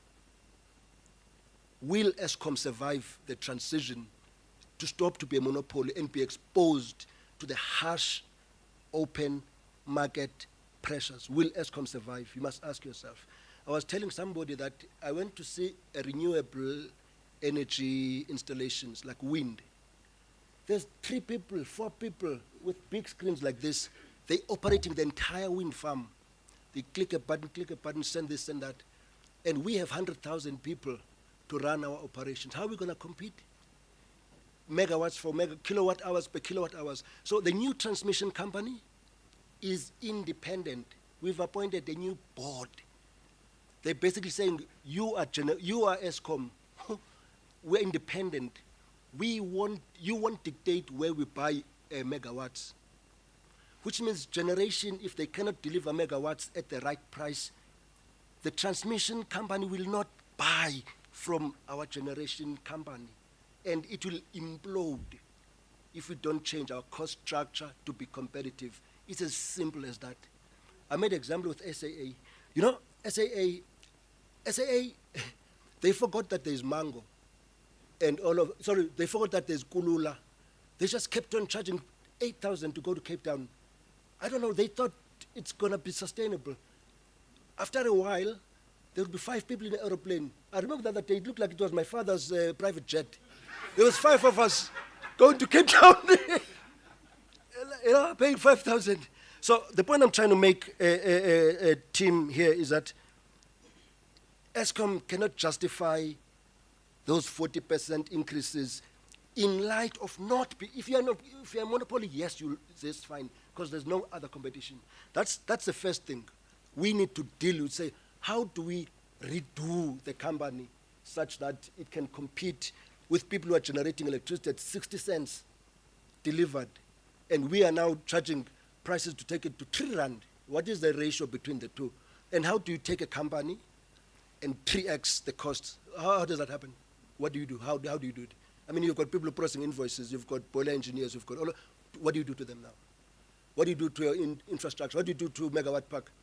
Do you rent out half of it? What do you do? So that's what we need to think about, because that's our cost base. Number 2, the green energy transition. We're not in control of all of these things. So we are used in making coal with boilers and all the other mechanical infrastructure. With solar, you put in the panels and that's it. The only operation in a solar plant is people who go and clean dust so that it got more yield on nothing. So what's going to happen to our turbine engineers? What's going to happen to that skill? What's going to happen to our skill in a material handling? There's no material to handle. It's radiation. that's the whole thing is so we need to say now, can Eskom transition and compete with the Chinese that bring in that technology? And how are we going to do it? Can we compete? Because even if you can do it, I mean, I said to them the other day, we've got this microgrid nice solution. Maybe some of you have seen it, but it's quite expensive. I said, Dan, this thing is expensive. We've put in so much kit inside to make it so expensive. We have to compete with the man in the street who's putting a solar on top of his house and just wiring it in. So how are we going to do that as Eskom if we're saying we are moving into green energy? If you can't compete with a solar system that you've put in your house, it doesn't make sense to use Eskom solar. The third one is the whole digital conversion, AI and whatever. A lot of companies now, they're going that route, robotics and whatever. I don't want to elaborate more. All I'm trying to say is that Dan and his team, they've got these challenges. They've got these external effects that are onto Eskom. In closing, I just want to leave 2 SOEs. I know I already mentioned SAA, which imploded because they ignored these changes. 2 SOEs, one that actually did something, one that did nothing. One that did nothing is a post office. Post office, with email coming in, with digital coming in, they ignored it. They continued using post box and this as if they're living in a bubble. I've just read in the news that they are liquidating if they don't get 10 billion of injection. I mean, all post office branches are closing. They can't afford rent. They're being chucked out in every mall in the country. So that's a company. There was change. They did nothing. That board did nothing. They'll be known and remembered in history for having done nothing. And the company imploded. So now we need to say, are we the board that will be remembered for doing nothing? And then there's Telkom. Telkom faced the same transition. When there was a move from fixed line into mobile telecoms. They've got big offices at the telecom towers with thousands and thousands of people. Guess what they said? They said, you know what, there's new technology, and same thing with competition. The competition was the regulations to put in new players, the licensing. ICASA was licensing other players. Telkom said, either we wait, and like SAA and the post office, or we do something. And guess what they did? They took one of departmental managers called Alan Craig Knott, go to the UK, find out the alternative technology, learn it, request that we partner with them, and you come in, you bring this. That was Vodafone. Alan Craig Knott came back and he said, I really like what they did. They are happy to partner with us. But then he said, there's so much culture issues here at Telkom Towers in Pretoria. He said, can I please start this thing in Midrand? There is a farm there. Apparently it was his friend's farm. But that's besides the point. That's besides the point. So I think the point I'm trying to say that by doing that, Telkom, as a 50% shareholder of Vodacom, was able to secure billions in dividends that ended up taking care of the Eskom at Bruce Street at Telkom Towers. Today, they are delivering dividends in billions. That's Telkom. So well done to that board of Telkom. I really hope we become that board. Thank you.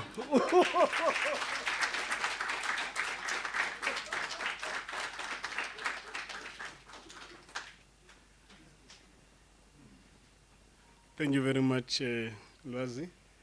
Ladies and gentlemen, as I've mentioned, time is not on our side. We will only take 3 questions. We'll open time for questions. We'll only take 3 questions. We've got a mic at the back. Let's see. Anyone who would like to ask a question? 1. We've got a hand here. 2. Last one. All right, so we've got 2 hands. Thereafter, we'll go. We'll move on to the signing of.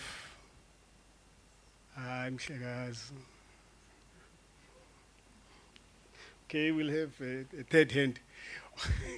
All right, thanks. You can start this. Thank you. Good afternoon, everyone. Good afternoon, senior leaders in the room. My name is Phakazile Matebula. I'm coming from City Power. I would just like to commend and really say thank you to the Eskom leadership that has really pushed to end load shedding. Coming from a perspective of being a municipality, or I would say a metro actually, that is heavily reliant on Eskom. So the changes that has happened lately, with the end of load shedding, has had a direct impact on us as City Power. So we'd like to say thank you so much. May you keep it up. May you really continue shining. It helps us as the municipalities and the metros. The second one, I would also like to say you can also see on the staff, the motivation and the hard work that your staff is doing. On Tuesday, I had organized a tour with some of my colleagues to visit your Research and Innovation Center in Germiston. And the attitude and the professionalism and the eagerness of the colleagues to show us the center was really commendable. I was actually sitting down and writing an email to them to say thank you for your insights. Thank you for taking time to show us your center and to share your experiences. So we are really thankful for that, and may you continue supporting the municipalities and the metro, regardless of us struggling to pay you guys, but we are dependent on you guys. Thank you. Thank you, Sister Phakazile. But it looks like Praten Cock. All right. Yes, all right. Thank you very much, Program Director. I think it's quite compelling presentations from our guest speakers. I think my question is based on the Eskom. I think I'll take this opportunity of the Group Chief Executive of Eskom. As a metallurgical engineer, I think I've got some vested interest in, especially what Deputy President spoke about, to say what Eskom would look like in Eskom of the future, post the challenges faced with the energy crisis. So my question is, in terms of the sustainable just energy transition, I'm particularly concerned with towns like Emalahle anyway. The primary source of income of that town is coal. So there's as a metallurgical engineer, I know that there's quite researchers that have been working on the what do you consider as the carbon capture, utilization and storage technology. So perhaps I want to find out if a group CEO, have you as executives looked at ways on how to ensure that this particular technology could be used to save or to even delay the death, if I may call it, of that particular, you know, I mean, that coal as a mineral in Emalahleni is quite prevalent. So is there something that you're looking at in terms of R&D is concerned?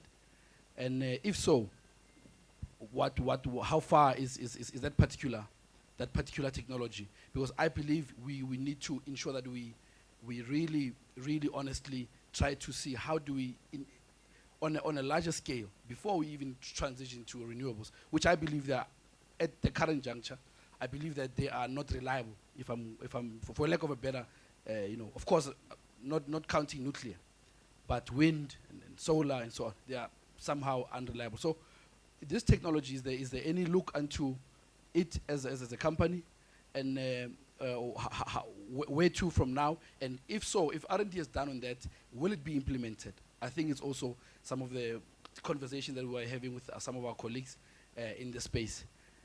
I think I'll just stop there for now. Thanks. All right. You can give this to... Yeah, let me start off by thanking you for my colleague from City Power. Thank you very much. We know that our relationship with municipalities is an important one. You know, it doesn't matter for us to be able to have capacity at source, but the ultimate beneficiaries not being served. So electricity means something to the extent that the end users get it. The issue of payment, me and you will talk about it after this, because it's also important. Yeah.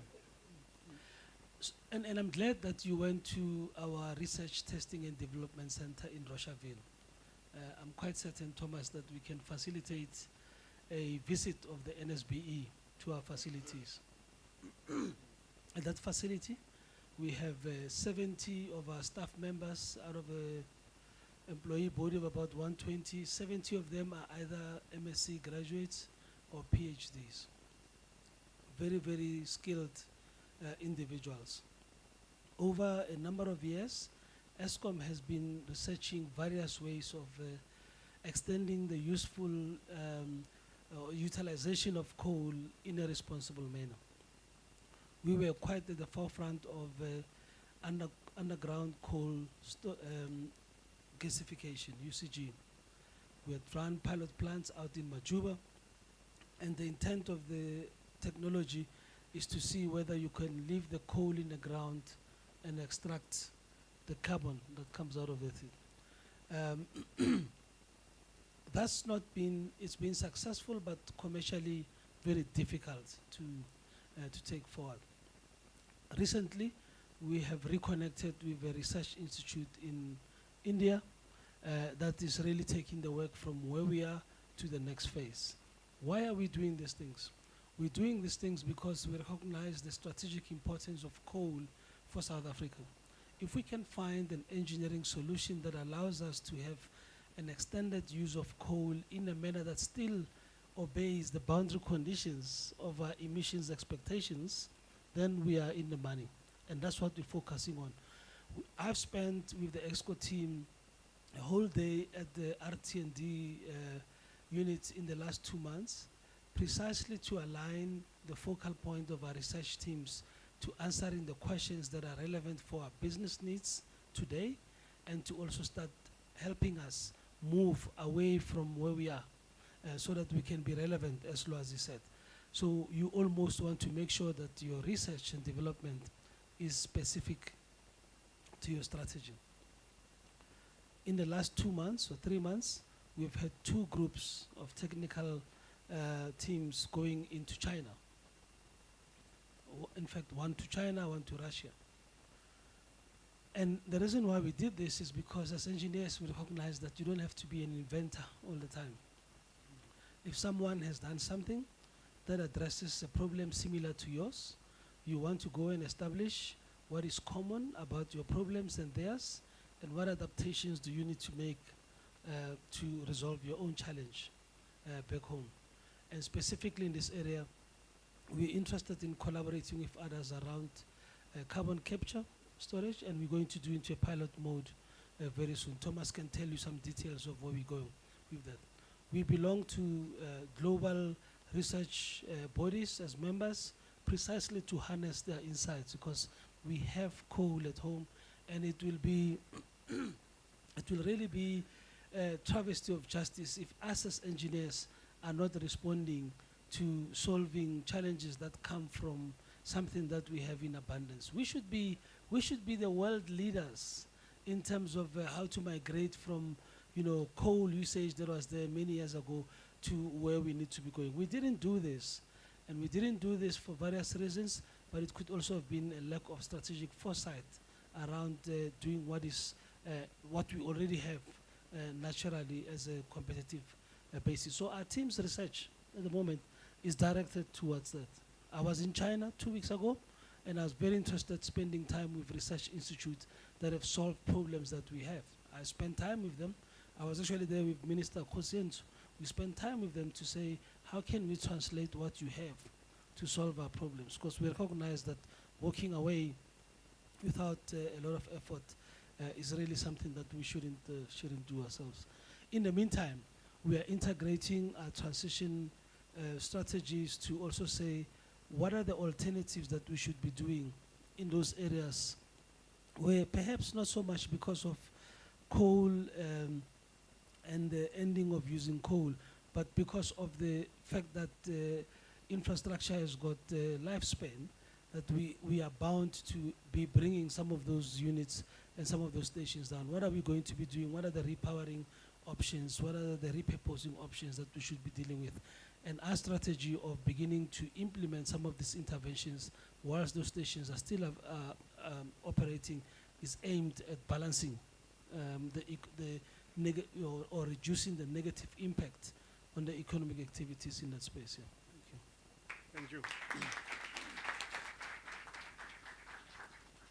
Okay, we'll take a last question.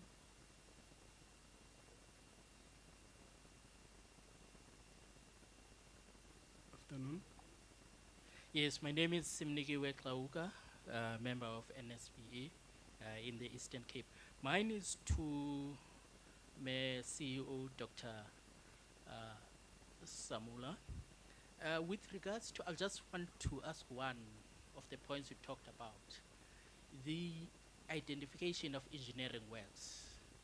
I think it's been in the pipeline since 2000, if I'm correct. And now you've got a notice there that by April next year, you need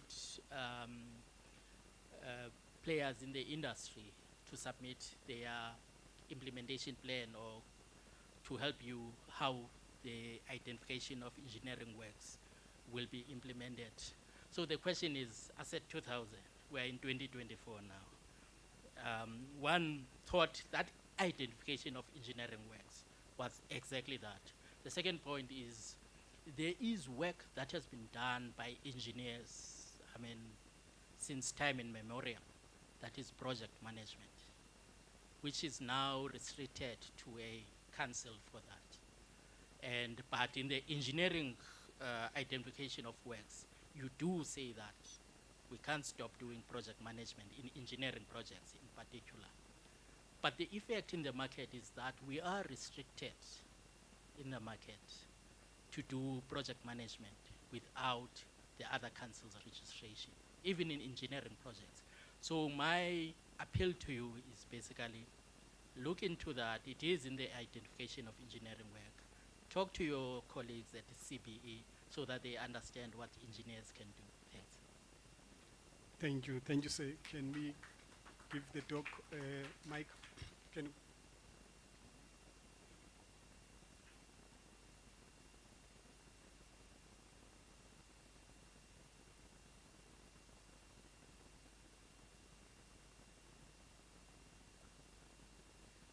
Thank you very much. Um, so I think it's a good point to raise, and it wasn't technically 2000. So it was in the act. There was provision made in all of the acts of all of the built environment councils that there would be identification of work. And the aim there was to make sure that there is some level of protection for public health and public safety. The delayed implementation usually happens in an organization when, you know, there are competing interests. Be that as it may, in 2013, the process ensued. CBE was then able to embark, because CBE was meant to lead the process, for us to be able to then gazette. We extended our gazetting, our enforcement period, or the effectiveness of identification of work from 1st of April 2024 to 1st of April 2025. And the reason for that is we needed to engage with major engineering employers and to also clarify a couple of misconceptions that were going on in the industry. And we needed to address some very specific subsectors like mining and aviation that truly have their own regulators, and we did not want to overburden those particular sectors. The purpose of that plan, the implementation plan for every employer, is to identify the roles that require a registered person. And in that process, and we are leading as the Engineering Council South Africa, the other entities haven't begun. The point that you raise, and 1st of April 2025, the requirement for the employer is almost to give us their 5-year plan or 6-year plan. Identify which positions will require somebody to be registered and what is the plan to get them registered. Please note, candidacy is a form of registration, and that you can become a candidate in 48 hours. For those who are worried about losing their jobs, it just requires you to have a base degree in engineering, and so that you can be able to maintain your jobs. We also needed to attend to academics and researchers because we had not defined academic and research work as engineering work. So we've done a lot of that correction, and the plans that we expect on 1st of April 2025 is organizations telling us what they want to do. When I then get to the crux of what your concern is around engineering, you will note that when we are sitting in that room with SACAP, the architects, IPASA, the environmental guys, we, the engineers, are sort of doing all of their work. Because we can design, and you have software that can basically do the architectural building, you then end up doing it. We have to understand, and I think this for them is their pressure. We are the biggest of all of the family members in the CBE.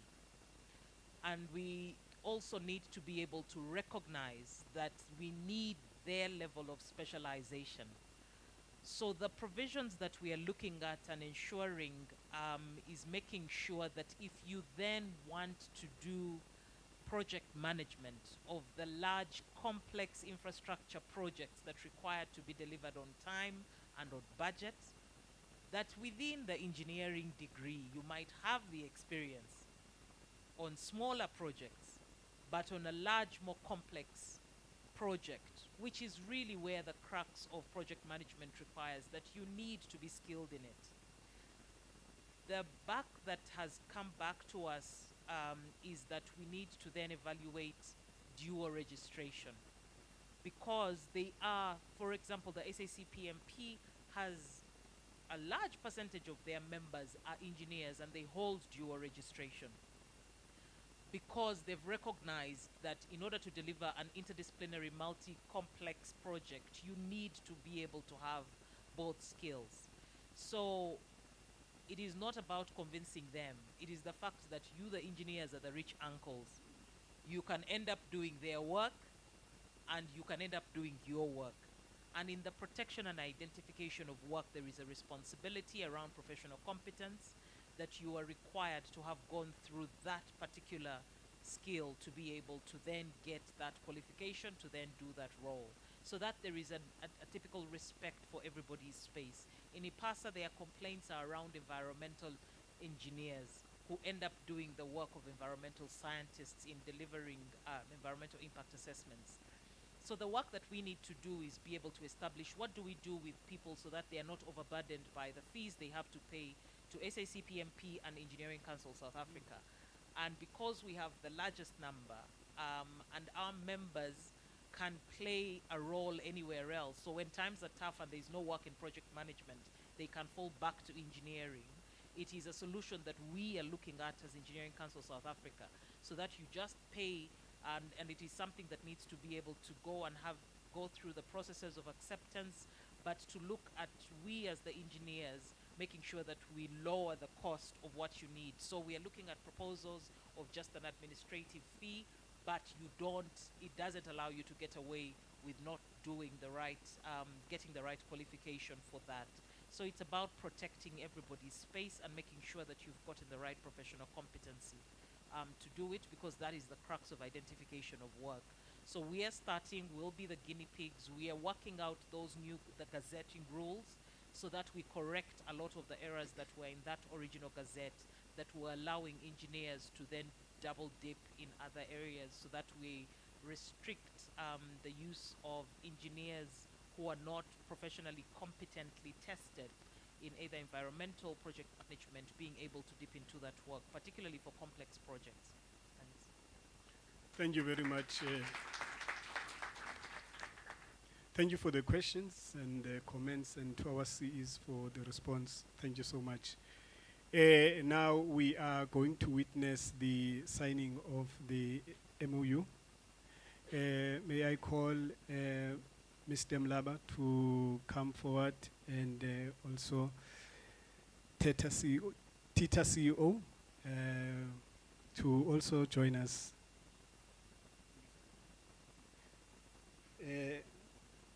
Ms. Ano from Ponga. Hope I'm saying it right. Oh, thank you, ma'am.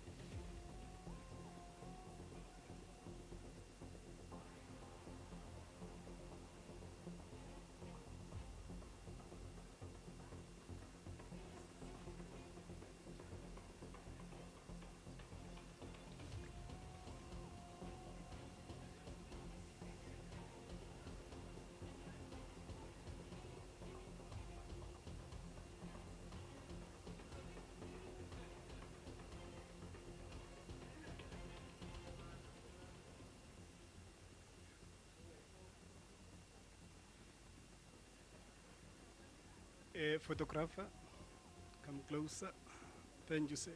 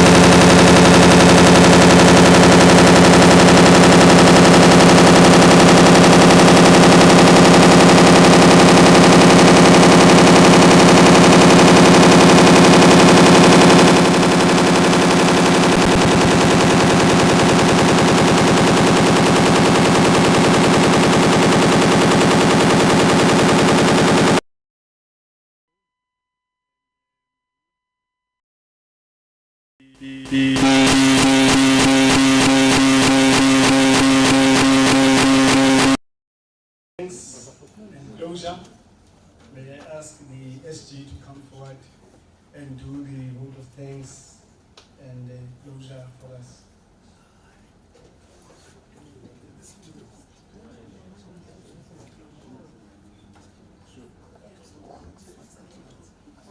Good afternoon, everyone. I do like to acknowledge good afternoons and greetings, because I think one of the things that stands out as an African is we never get tired of greeting. Good afternoon, everyone. Thank you. That sounded way better. All protocol observed as well. Thank you very much for coming through today. We really would like to express our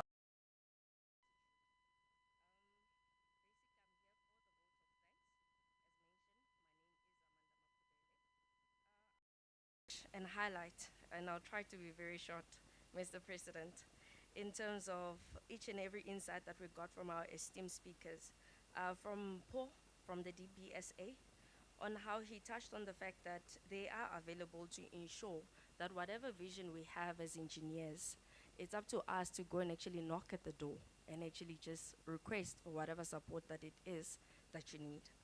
From Dr. Bridget, what I got from you was the fact that our responsibility and our liability as engineers is beyond even our lifetime.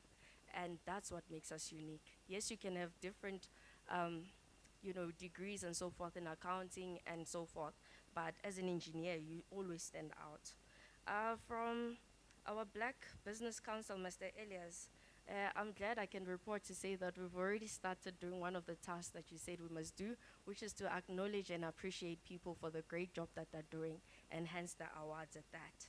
So we'll keep on being vocal about that. Mapefo, thank you so much.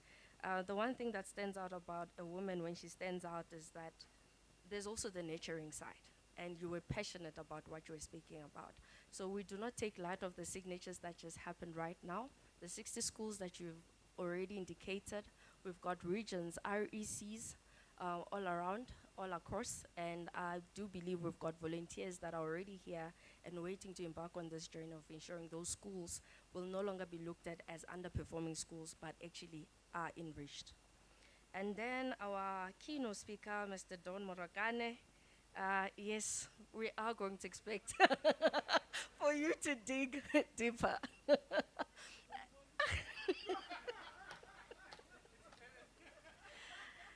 I'll just speak to the City Power lady. Please make his job to be easier by doing the right thing. But thank you for letting us to remember that there's nothing such as miracles. We need to ensure that there is right leadership. And I'm speaking this to the young and the old because we are watching. So when we do see the right leadership, them being disciplined to execute and ensure that there are results, we take note that it is possible. So we'll continue flying the flag even higher than that. Just the last of the people. T-Legacy, thank you so much for calling each and every person to ensuring that they do, like she does a stellar job in ensuring that you do get your emails, we do confirm whether you're coming to this event. So please, let's give her a round of applause and her team. If they are not organized, trust me, such an event would not be what it is today. To the NEC and REC, the reason we stand as NSBE, it's because the regional elected committee members are actually ensuring that their jobs are being done, as well as the National Executive Committee. So thank you so much for that. Our MC, Mr. Yandile, thank you so much for doing a stellar job. Like I said, it's great to look at you from not within our workspace, but now looking at you as an MC. Yeah, let's clap hands for ourselves for being here. You've taken a positive step in ensuring that you also grow as a person. And also by taking this step and taking time aside, you're saying that you believe in the vision and mission of NEC, and you also want to ensure that it gets accomplished. And then last, but most important as well, Mr. Mdumlaba. It's very true what you said. I mean, when he called me for the SG position, he says to me, Amanda, hey, are you still active? So he'll first accuse you before giving you the mandate. So it's, you know, but this is what we know him for the fact that he just has a spirit of excellence about him. He has a standard and a bar. So when we were even doing the women's event, it was the corners, you know, the gossips that we're doing. But you know how Mtu is. So you need to ensure that everything is to the T. So we're happy when you are happy. So with that, thank you so much for coming through.